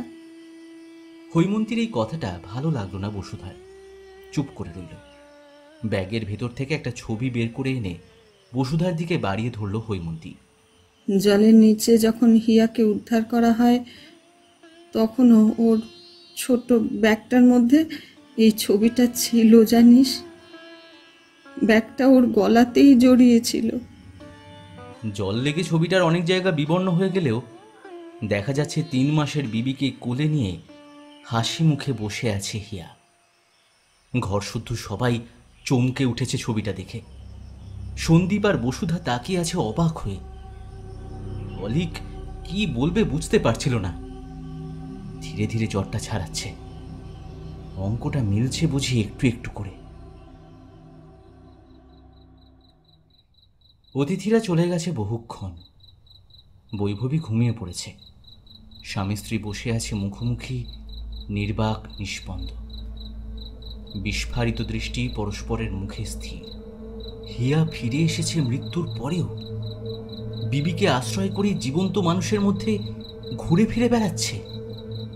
হিয়া ভবিষ্যৎ বুঝতে পারত। ঠোঁট নড়ে ওঠে বসুধার। এজন্য কি বিবিও? ফিসফিস করে এটুকু বলেই থেমে যায় সন্দীপ। বিশ্বাস অবিশ্বাসের বিচিত্র দোলাচলে দুজনেই দিশা হারিয়ে ফেলছে। না না, এ হতে পারে না। মৃত মানুষ কখনোই ফিরে আসতে পারে না বসুধা। পুরো ঘটনাটার মধ্যেই কিছু একটা গোলমাল রয়েছে, তুমি দেখো। কি বলছো তুমি? ওই সাইকিয়াট্রিস্ট কি বললেন তুমি শোনোনি? তিনি নিজে দেখতে পেয়েছেন হিয়াকে। স্বামী স্ত্রী দুজনেই ঘুমন্ত মেয়ের মুখের দিকে তাকায়। সত্যি কি অন্ধকার কোনো অস্তিত্ব গ্রাস করছে ওকে? ক্রমেই কি এক অশরীরী সত্তার দখলে চলে যাচ্ছে বিবি? সাইকিয়াট্রিস্ট ভদ্রলোক দেখেছেন বিবিকে জড়িয়ে আছে হিয়া, এক জমাট কালো ধোঁয়ার মতো। তাহলে কি মৃত মানুষ ফিরে আসতেও পারে? খেতে বসেছিল 3 জন। হৈমন্তী খাবার নাড়াচাড়া করছে শুধু। কিছুই গলা দিয়ে নামছে না। গলার কাছে কষ্টটা ডেলা পাখি আটকে আছে। তুমি তাহলে ওদের চিনতে ছড়দি? মেধা তাকালো হৈমন্তীর দিকে। হ্যাঁ, আমাদের বাড়ির পাশেই ভাড়া থাকতো ওরা। বেশি দিন নয়, মাস 6 মতো ছিল। বৈভবীর জন্মের 3 মাস পরেই চলে যায় ফ্ল্যাট কিনে। মাথা নিচু করে থালায় আঁকি বুকি কাটতে কাটতে বলল হৈমন্তী। তোমার ভাই ওদের চিনতো না? টুবলু তো কখনো সখনো আসতো, ওদের সাথে দেখা হয়নি সম্ভবত। আমার মনে পড়ছে শেষ যেবার গেলাম, হিয়া বোন বোন বলে খুব বক বক করছিল, ছবিটাও দেখিয়েছিল। তখন কি আর জানতাম। থেমে গেল অলিক। হৈমন্তী খাবার ফেলে উঠে পড়েছে, আর নিতে পারছে না সে।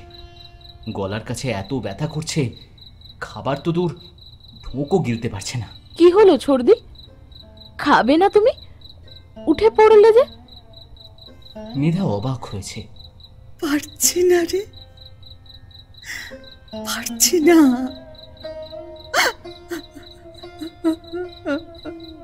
কেঁদে ফেলেছে হৈমন্তী। অলিক উঠে এসেছে, এক হাতে জড়িয়ে ধরেছে হৈমন্তীকে। কেঁদো না, কেঁদো না, কেঁদো না ছর্দি, কষ্ট পেও না এভাবে, কেঁদো না, চুপ করো, চুপ করো। হৈমন্তী জবাব দিল না। আসলে কিছু কিছু কষ্ট কিছুতেই অন্যকে বোঝানো যায় না, যন্ত্রণায় বুক ফালা ফালা হয়ে গেলেও যায় না।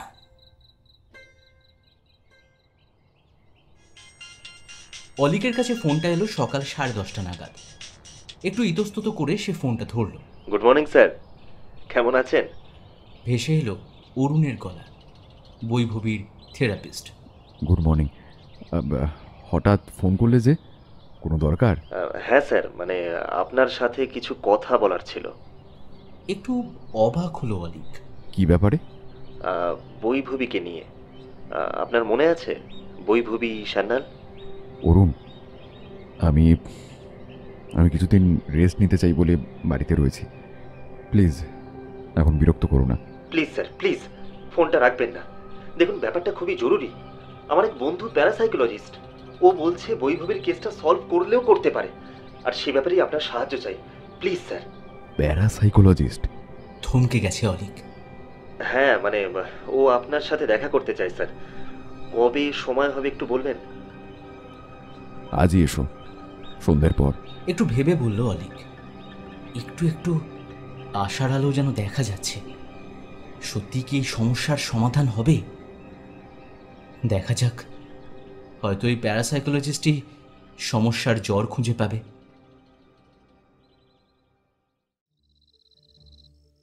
ঠিক 6টা নাগাদ অরুণ চলে এসেছে প্রবালকে নিয়ে। ফর্সা দোহারা চেহারা ছেলেটার দিকে তাকিয়েছিল অলিক। এই ছেলেটাই প্যারাসাইকোলজিস্ট? চোখ দুটো যেন অস্বাভাবিক রকম তীক্ষ্ণ। মৃত্যুর পরের জগৎকে বুঝতে এমন দৃষ্টিরই বুঝি দরকার। আচ্ছা ডক্টর গুহ, বৈভবী সম্পর্কে আপনি কি কি জানেন যদি একটু বলেন। মানে যত বেশি ইনফরমেশন পাবো ততই কেসটা সহজ হয়ে আসবে আর কি। প্রবাল কোনো ভনিতা ছাড়াই বলেছে। একেবারে প্রথম থেকে সব ঘটনা নিখুঁতভাবে বলে গেল অনেক, কিছুই বাদ দিল না। হিয়ার ব্যাপারেও সব কিছু খুলে বলল। সব শুনে গম্ভীর হয়ে গেল প্রবাল। যা ভেবেছিল ঠিক সেটাই হয়েছে মনে হচ্ছে। গম্ভীর গলায় বলল, আই সি। এবার আমি যা বলবো একটু মন দিয়ে শুনবেন। সব শুনে অলিক স্তম্ভিত হয়ে গেল। হিয়া নাকি জানেই না ও মারা গেছে। হিয়ার সময় থমকে আছে সেই ভয়াবহ দুর্ঘটনার মুহূর্তটাতে। সেখানে সে আজও প্রাণপণে বাঁচার চেষ্টা করছে, ফিরে আসার চেষ্টা করছে সবার মাঝে। অলিকের চোখ জলে ভরে উঠেছিল। ডক্টর গুহ, হিয়া কিন্তু প্রতিশোধ নিতে চায় না। ও আপনাকে আঁকড়ে ফিরে আসতে চায় মৃত্যুর পরের জগৎ থেকে। প্রবাল থমথমে গলায় বলল। অলিক তখনও ফ্যাল ফ্যাল করে তাকিয়েছিল। কেন? আমি কেন?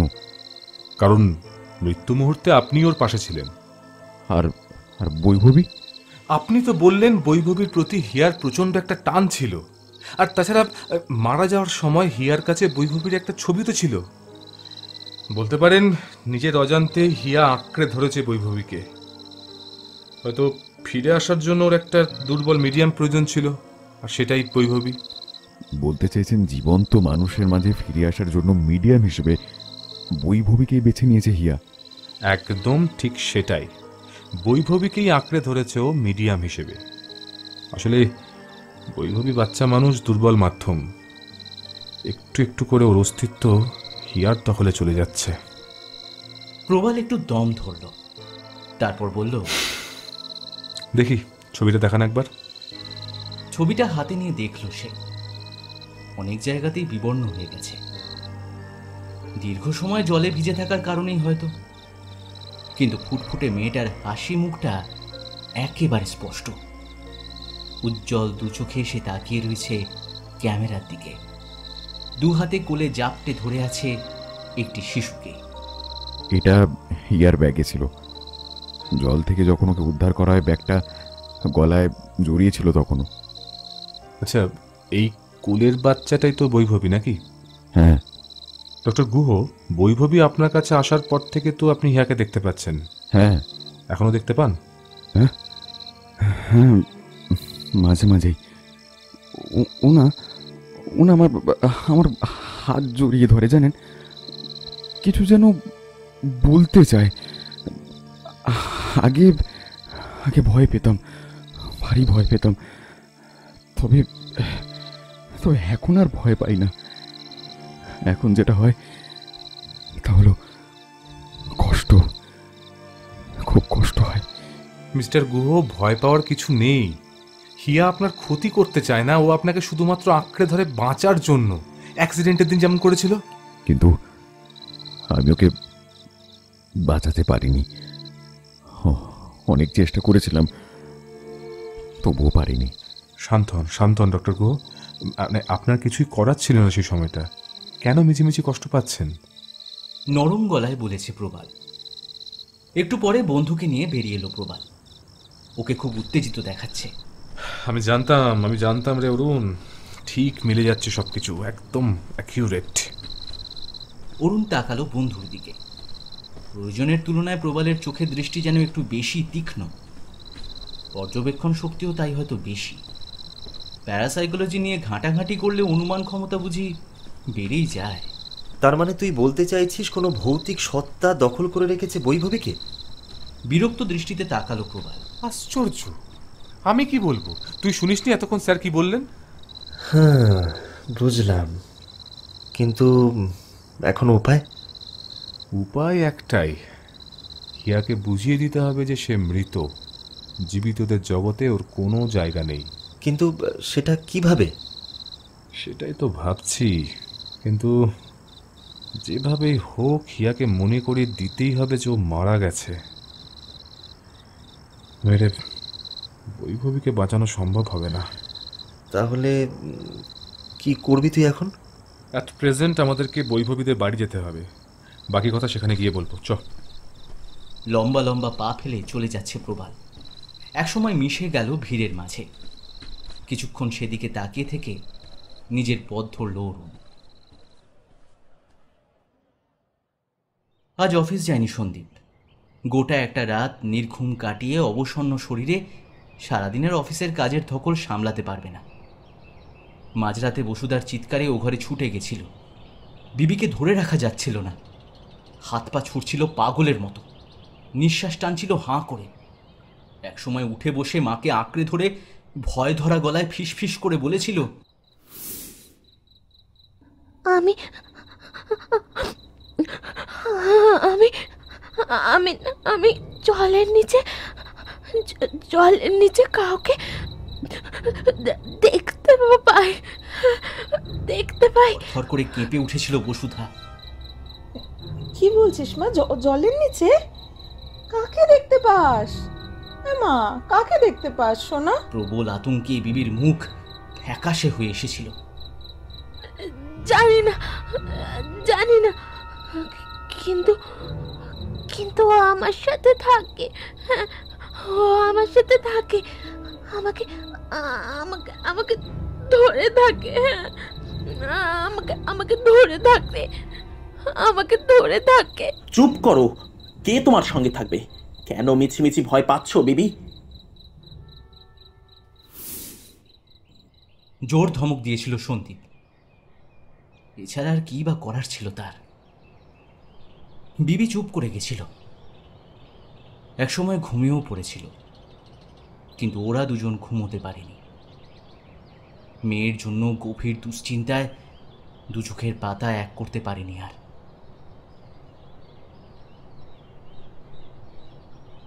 অন্যমনস্কভাবে চায়ের কাপে চুমুক দিচ্ছিল সন্দীপ। বসুধা চা করে দিয়ে আবার রান্নাঘরে ঢুকেছে। বিবিকে কোনো মতে ঘুম পাড়ানো হয়েছিল, সে এখনো ঘুমোচ্ছে। 9টা নাগাদ হঠাৎ উঠে এলো বিবি। সন্দীপ তখন ব্রেকফাস্ট করছিল। বাবার সামনে দাঁড়িয়ে হাঁপ ধরা গলায় বিবি বলল, ওদের আসতে বারণ করো বাবা। কাদের? মেয়ের হাব ভাবে ভয়ানক অবাক হয়েছে সন্দীপ। দুজন আসছে। কেন বারণ করব? বলছি তো বারণ করো। বিবির ছোট্ট মুখটাতে প্রচন্ড ভয়ের ছাপ। কিছু বলতেই যাচ্ছিল, হঠাৎ পেছনে পায়ের শব্দ পেয়ে মুখ ফেরালো সন্দীপ। বসুধা দাঁড়িয়ে আছে পাথরের মতো। বিবি কি করে জানলো আজ ওই থেরাপিস্ট ভদ্রলোক আসবেন, সঙ্গে আর একজনকে নিয়ে আসবেন, সেটাও বা কি করে জানলো? গতকালই ওরা ফোন করে জানিয়েছিলেন আজ দেখা করতে আসবেন, কিন্তু বিবির সামনে তো এই ব্যাপারে কথা হয়নি। ওদের হঠাৎ করে আসতে বারণ করছে কেন বিবি? তবে কি হিয়াই চায় না ওরা আসুক? বিবি সুস্থ হয়ে উঠুক, হিয়া চায় না? হে ঈশ্বর, কি করে মেয়েটাকে রক্ষা করবে? বসুধা কেঁপে ওঠে, কোনো মতে বলে, তুই ঘুম থেকে উঠে এলি কেন মা?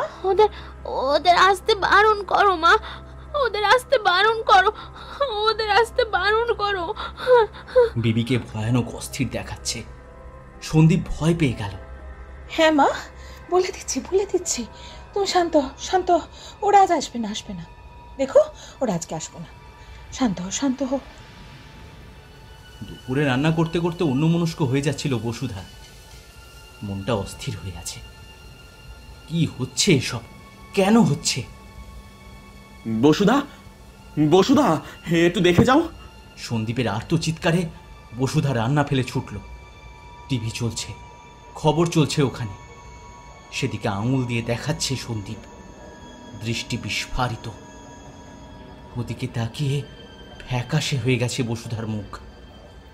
ওর মুখ থেকে সব রক্ত যেন শুষে নিয়েছে কেউ।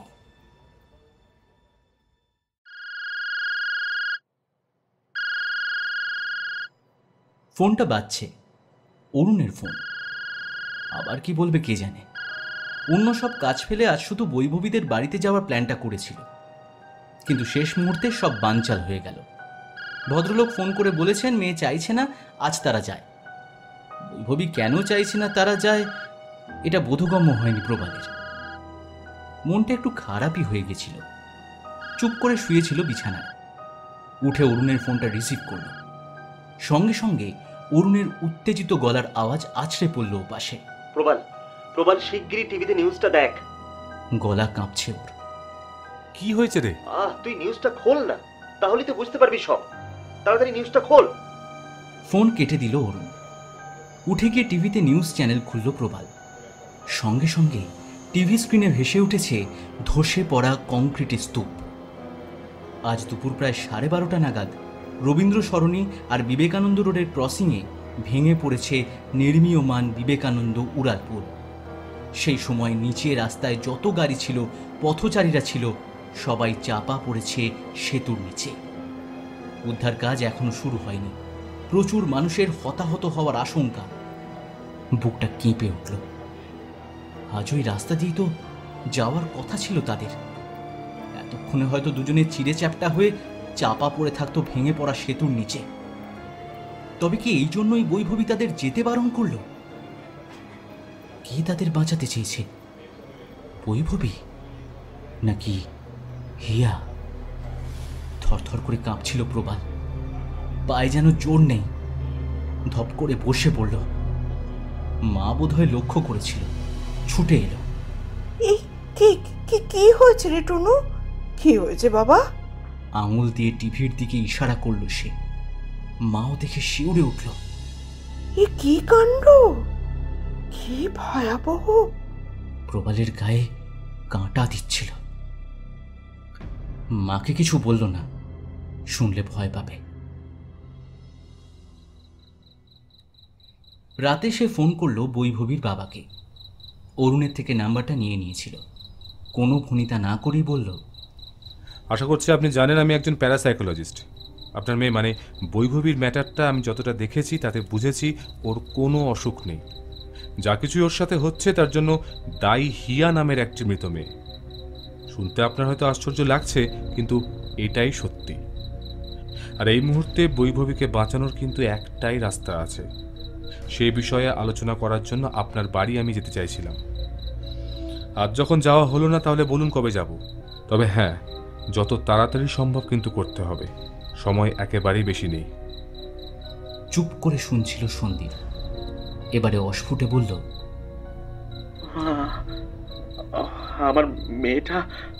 আমার মেয়েটা উদ্ধার পাবে তো এই বিপদের হাত থেকে?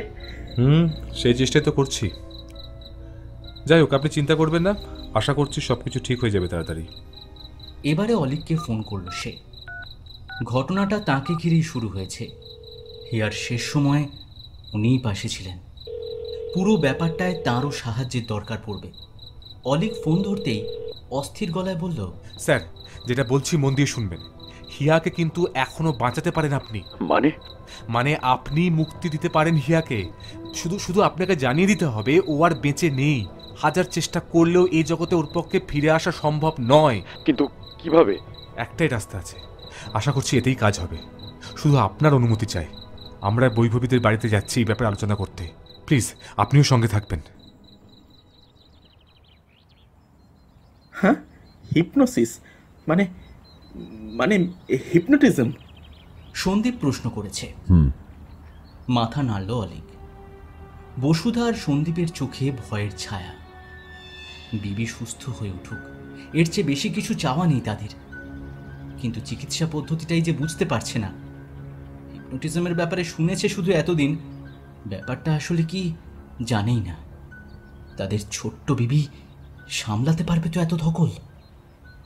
একটু আগেই ডক্টর অলিক গুহ, থেরাপিস্ট অরুণ মিত্র আর প্যারাসাইকোলজিস্ট ওই ভদ্রলোক একসাথে এসেছে বাড়িতে বিবির চিকিৎসার ব্যাপারে কথা বলতে। প্রবাল একটু গলা খাঁকারি দিয়ে বলল, আপনারা মিছিমিছি ভয় পাচ্ছেন। হিপনোসিস কোনো জটিল পদ্ধতি নয়। অনেক সময় জটিল মানসিক অসুখ সারানোর জন্য সাইকিয়াট্রিস্ট বা থেরাপিস্টরা এর ব্যবহার করে থাকেন। তবে বৈভবীর ক্ষেত্রে অসুখ সারানো নয়, বরং ওর স্মৃতির এমন কিছু অংশে আমরা ঢুকে পড়তে চাইছি যেখানে হিয়া জড়িয়ে আছে। বিবি যখন অনেক ছোট তখন হিয়া মারা যায়। তখন অত ছোট বয়সে হিয়ার কোনো স্মৃতি বিবি থাকবে কি করে? যেদিন থেকে বৈভবী মিডিয়াম হয়ে উঠেছে হিয়ার জন্য, আমি তখনকার কথা বলছি। আমাদের হিয়ার সঙ্গে সরাসরি কথা বলা দরকার। দেখা যাক সম্ভব হয় কিনা। বসুধা সন্দীপের দিকে তাকালো। এবার ও চুপ করে বসে আছে। অলিক ভরসা দিতে চাইল, আমাদের উপর ভরসা রাখো। প্রফেশনাল হিপনোথেরাপিস্ট থাকবেন সেদিন, আমরাও থাকবো। বৈভবীর কোনো ক্ষতি হবে না। ওকে সারিয়ে তুলতে এটুকু করতেই হবে। দুজনের কেউই জবাব দিল না। ওদের মুখে চিন্তার ছাপ। বাইরে বেরিয়ে প্রবাল বলল, ডক্টর গুহ, আপনি একজন ভালো হিপনোথেরাপিস্টের সাথে যোগাযোগ করুন তো, আর ওনাকে কিন্তু ব্যাপারটা ভালো করে বুঝিয়ে দেবেন। হ্যাঁ হ্যাঁ, আজই ফোন করবো আমি সন্ময়কে। ডক্টর সন্ময় মৈত্র, নাম করে হিপনোথেরাপিস্ট। প্রবাল চুপ করে রইল। মনে মনে অস্থির হয়ে উঠেছে ও। দেরি করা চলবে না আর। বৈভবী একদম হিয়ার মতো আচরণ করতে শুরু করেছে। হিয়া একটু একটু করে ঢুকে পড়ছে ওর মধ্যে, অধিকার করে নিচ্ছে ওর চেতনা। এরকম চলতে থাকলে বৈভবীকে আর উদ্ধার করা সম্ভব হবে না।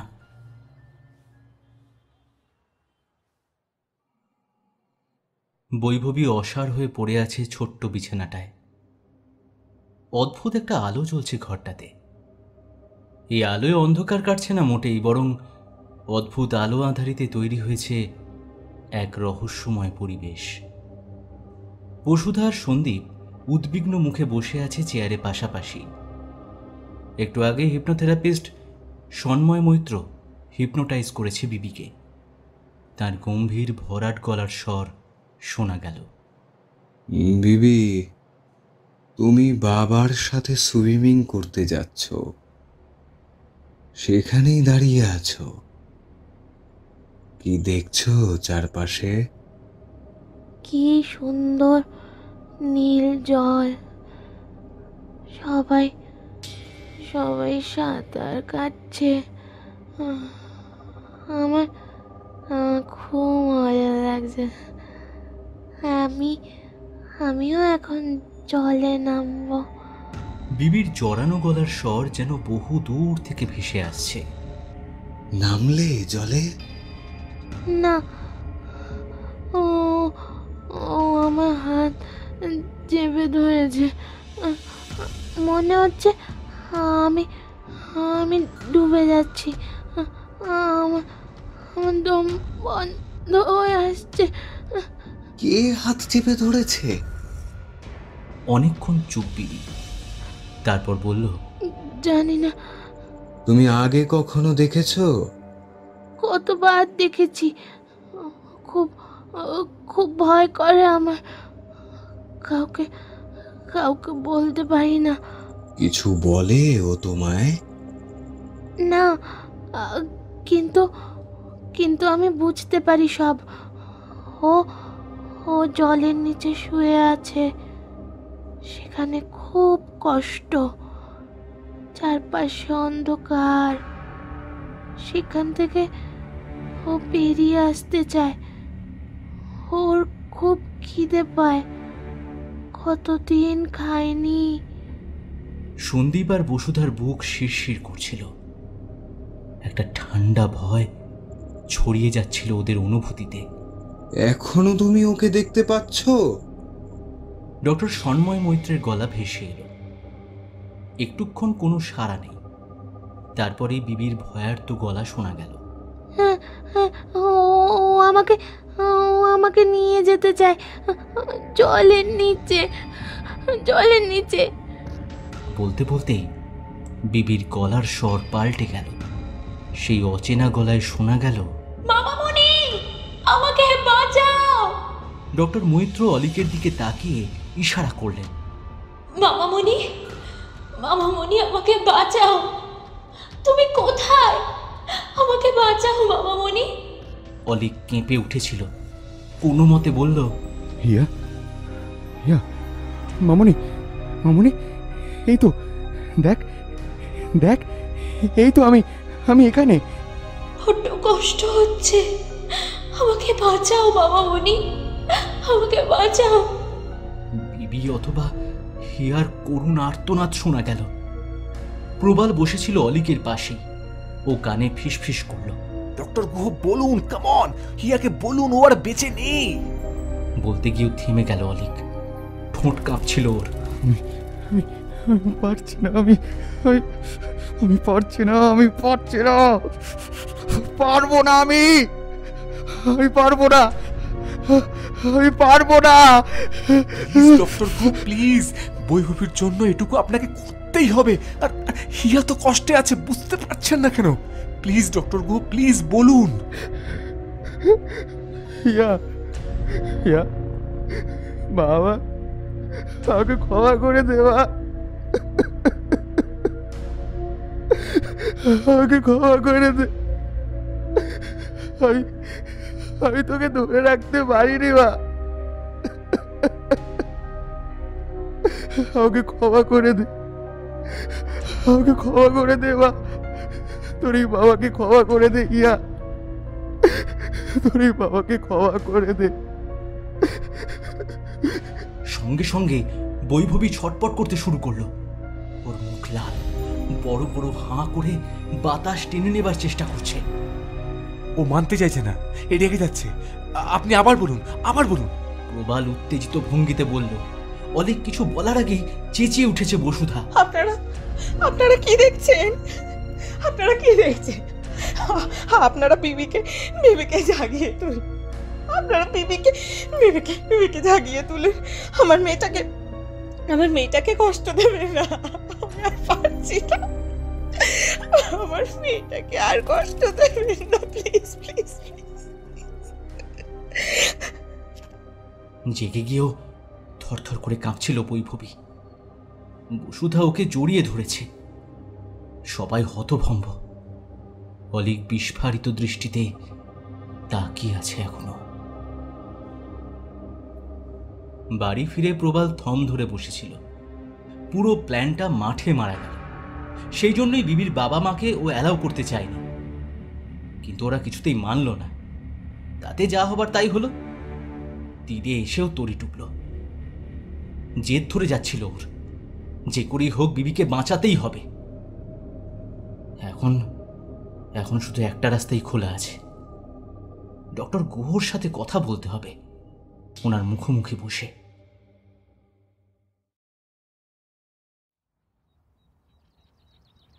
অলিক চমকে উঠল সব শুনে।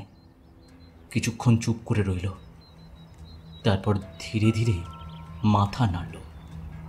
পারবো না, আমি কিছুতেই পারবো না। আমি কি করে পারবো? যে স্মৃতি থেকে বরাবর পালাতে চেয়েছি, আমি ভুলে যেতে চেয়েছি, সেখানে আবার ফিরে যেতে হবে। না না না না না না, আমি পারবো না, আমি পারবো না, কিছুতেই না, আমি পারবো না। এছাড়া আর কোনো উপায় নেই ডক্টর গুহ। এতে ওর কোনো ক্ষতি হবে না তো? ক্ষতি হওয়ার সম্ভাবনা একেবারেই কম। মানে ক্ষতি হতেও পারে? বলেছি সম্ভাবনা একেবারেই কম। যদি ডক্টর গুহ সবকিছু ঠিকঠাক সামলাতে পারেন, কোনো ক্ষতি হবে না। আর যদি না পারে? দেখুন, এইটুকু ঝুঁকি কিন্তু এখন নিতেই হবে। তবে আই হোপ ডক্টর ঘোষ সবকিছু সামলে নেবেন। হৈমন্তীর অসহ্য লাগছিল। ও চাইছিল এসব আলোচনা বন্ধ হোক। এবারে উঠে দাঁড়িয়ে বলল, আপনি কি পাগল? আমার ভাই ঝুঁকি নিতে যাবে কেন? ওর কিছু হলে আপনি তার দায় নেবেন? ওকে আর অনুরোধ করবেন না, প্লিজ। প্রবাল সোজাসুজি তাকিয়েছে হৈমন্তীর দিকে। আপনি চান না বৈভবী একটা নর্মাল লাইফ লিড করুক? কেন চাইব না, নিশ্চয়ই চাই, কিন্তু এভাবে নয়, অন্য উপায় বের করুন। মেধা চুপ করেছিল, কি বলবে বুঝতে পারছে না। প্রবাল কিছু বলতে যাচ্ছিল, তার আগে অলিক বলল, আমি রাজি, আপনি ব্যবস্থা করুন। মেধা চমকে তাকিয়েছে। হৈমন্তী তীক্ষ্ণ গলায় বলল, ভেবে বলছিস তো টুবলু? হ্যাঁ ছোটদি। কিন্তু তোমার যদি বিপদ হয়? কিসের বিপদ? হিপনোসিসের মাধ্যমে আমাকে অভিশপ্ত দিনটা স্মৃতিতে ফেরত পাঠানো হবে, এতে বিপদ কেন হবে? যদি ইয়া তোমাকে আর উঠে আসতে না দেয়? এরকম হবে না। অলিক দৃঢ় গলায় বলল। মেধা চুপ করে গেল। হৈমন্তীও কথা বলতে পারছিল না। আর চোখে ওদের দিকে তাকিয়ে প্রবাল বলল, আমি জানি ডক্টর গুহ সব সামলে নেবেন, আপনারা ভয় পাবেন না।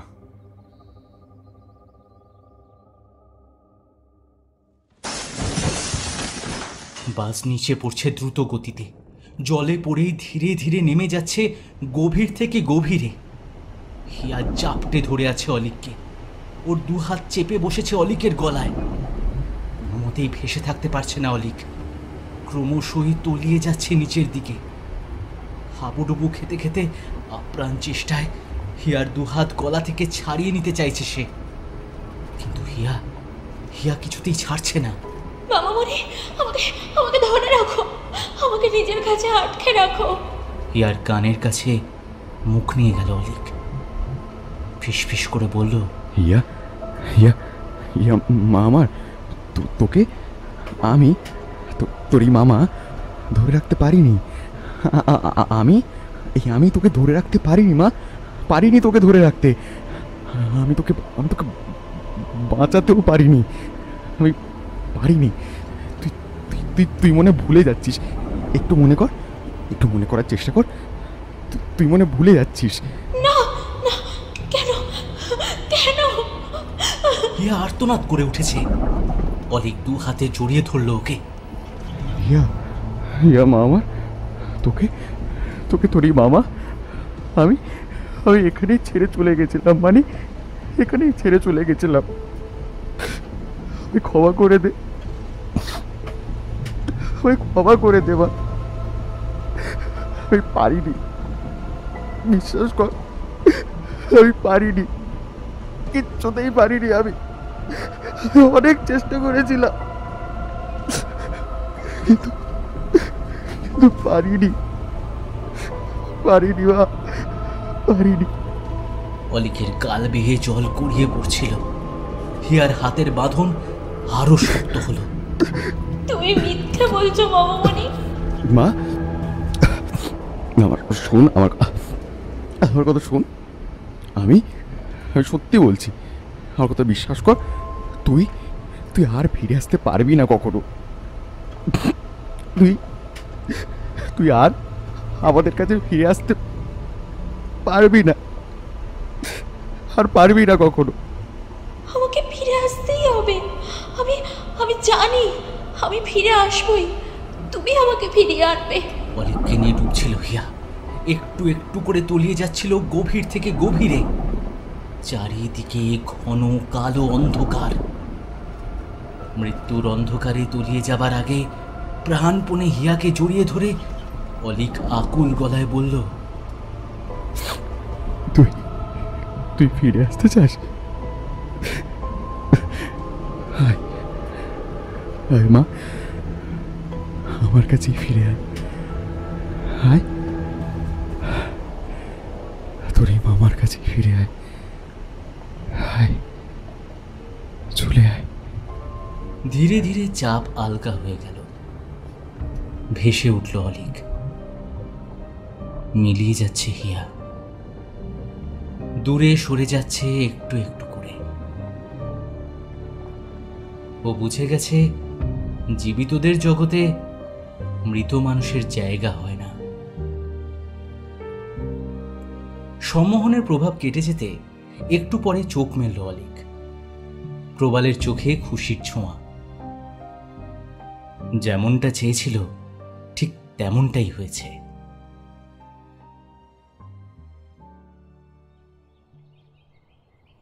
বৈভবী বেড়াতে এসেছে মা বাবার সাথে ডক্টর আঙ্কেলের বাড়িতে। প্রায়ই আসে। বোনটাকে মাঝে মাঝে না দেখলে ভালো লাগে না ওর। 2 বছরের ছোট্ট অঙ্কিতাকে বিবির কোলে তুলে দিল হৈমন্তী। অঙ্কিতাকে কোলে নিয়ে আদর করছিল বিবি। হৈমন্তী হাসি মুখে তাকিয়ে আছে। ও এখানেই থাকে এখন। অলিক ওকে ফিরে যেতে দেয়নি। অলিক তাকিয়েছিল মেয়ের দিকে।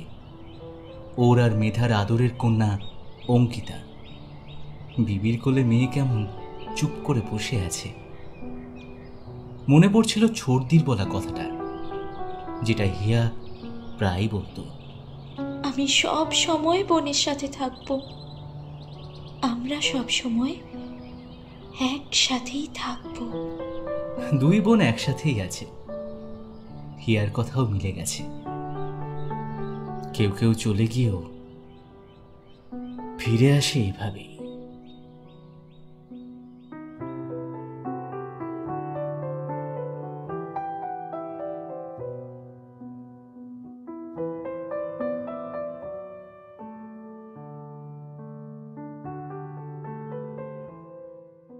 গল্পটি আপনাদের কেমন লাগলো অবশ্যই কমেন্ট করে জানাবেন। আর ভালো লাগলে চ্যানেলটি সাবস্ক্রাইব করতে ভুলবেন না। একটা দারুণ সুখবর রয়েছে আপনাদের জন্য। এখন আপনার লেখা গল্প শুনতে পারেন আমাদের এখন গল্প ইউটিউব চ্যানেলে। আপনার লেখা ভৌতিক, অলৌকিক, সাসপেন্স, থ্রিলার অথবা প্রেমের গল্প পাঠাতে পারেন আমাদের মেলের মাধ্যমে ekhongolpo@gmail.com এই ঠিকানায়। কমপক্ষে 2টি গল্প পাঠাবেন।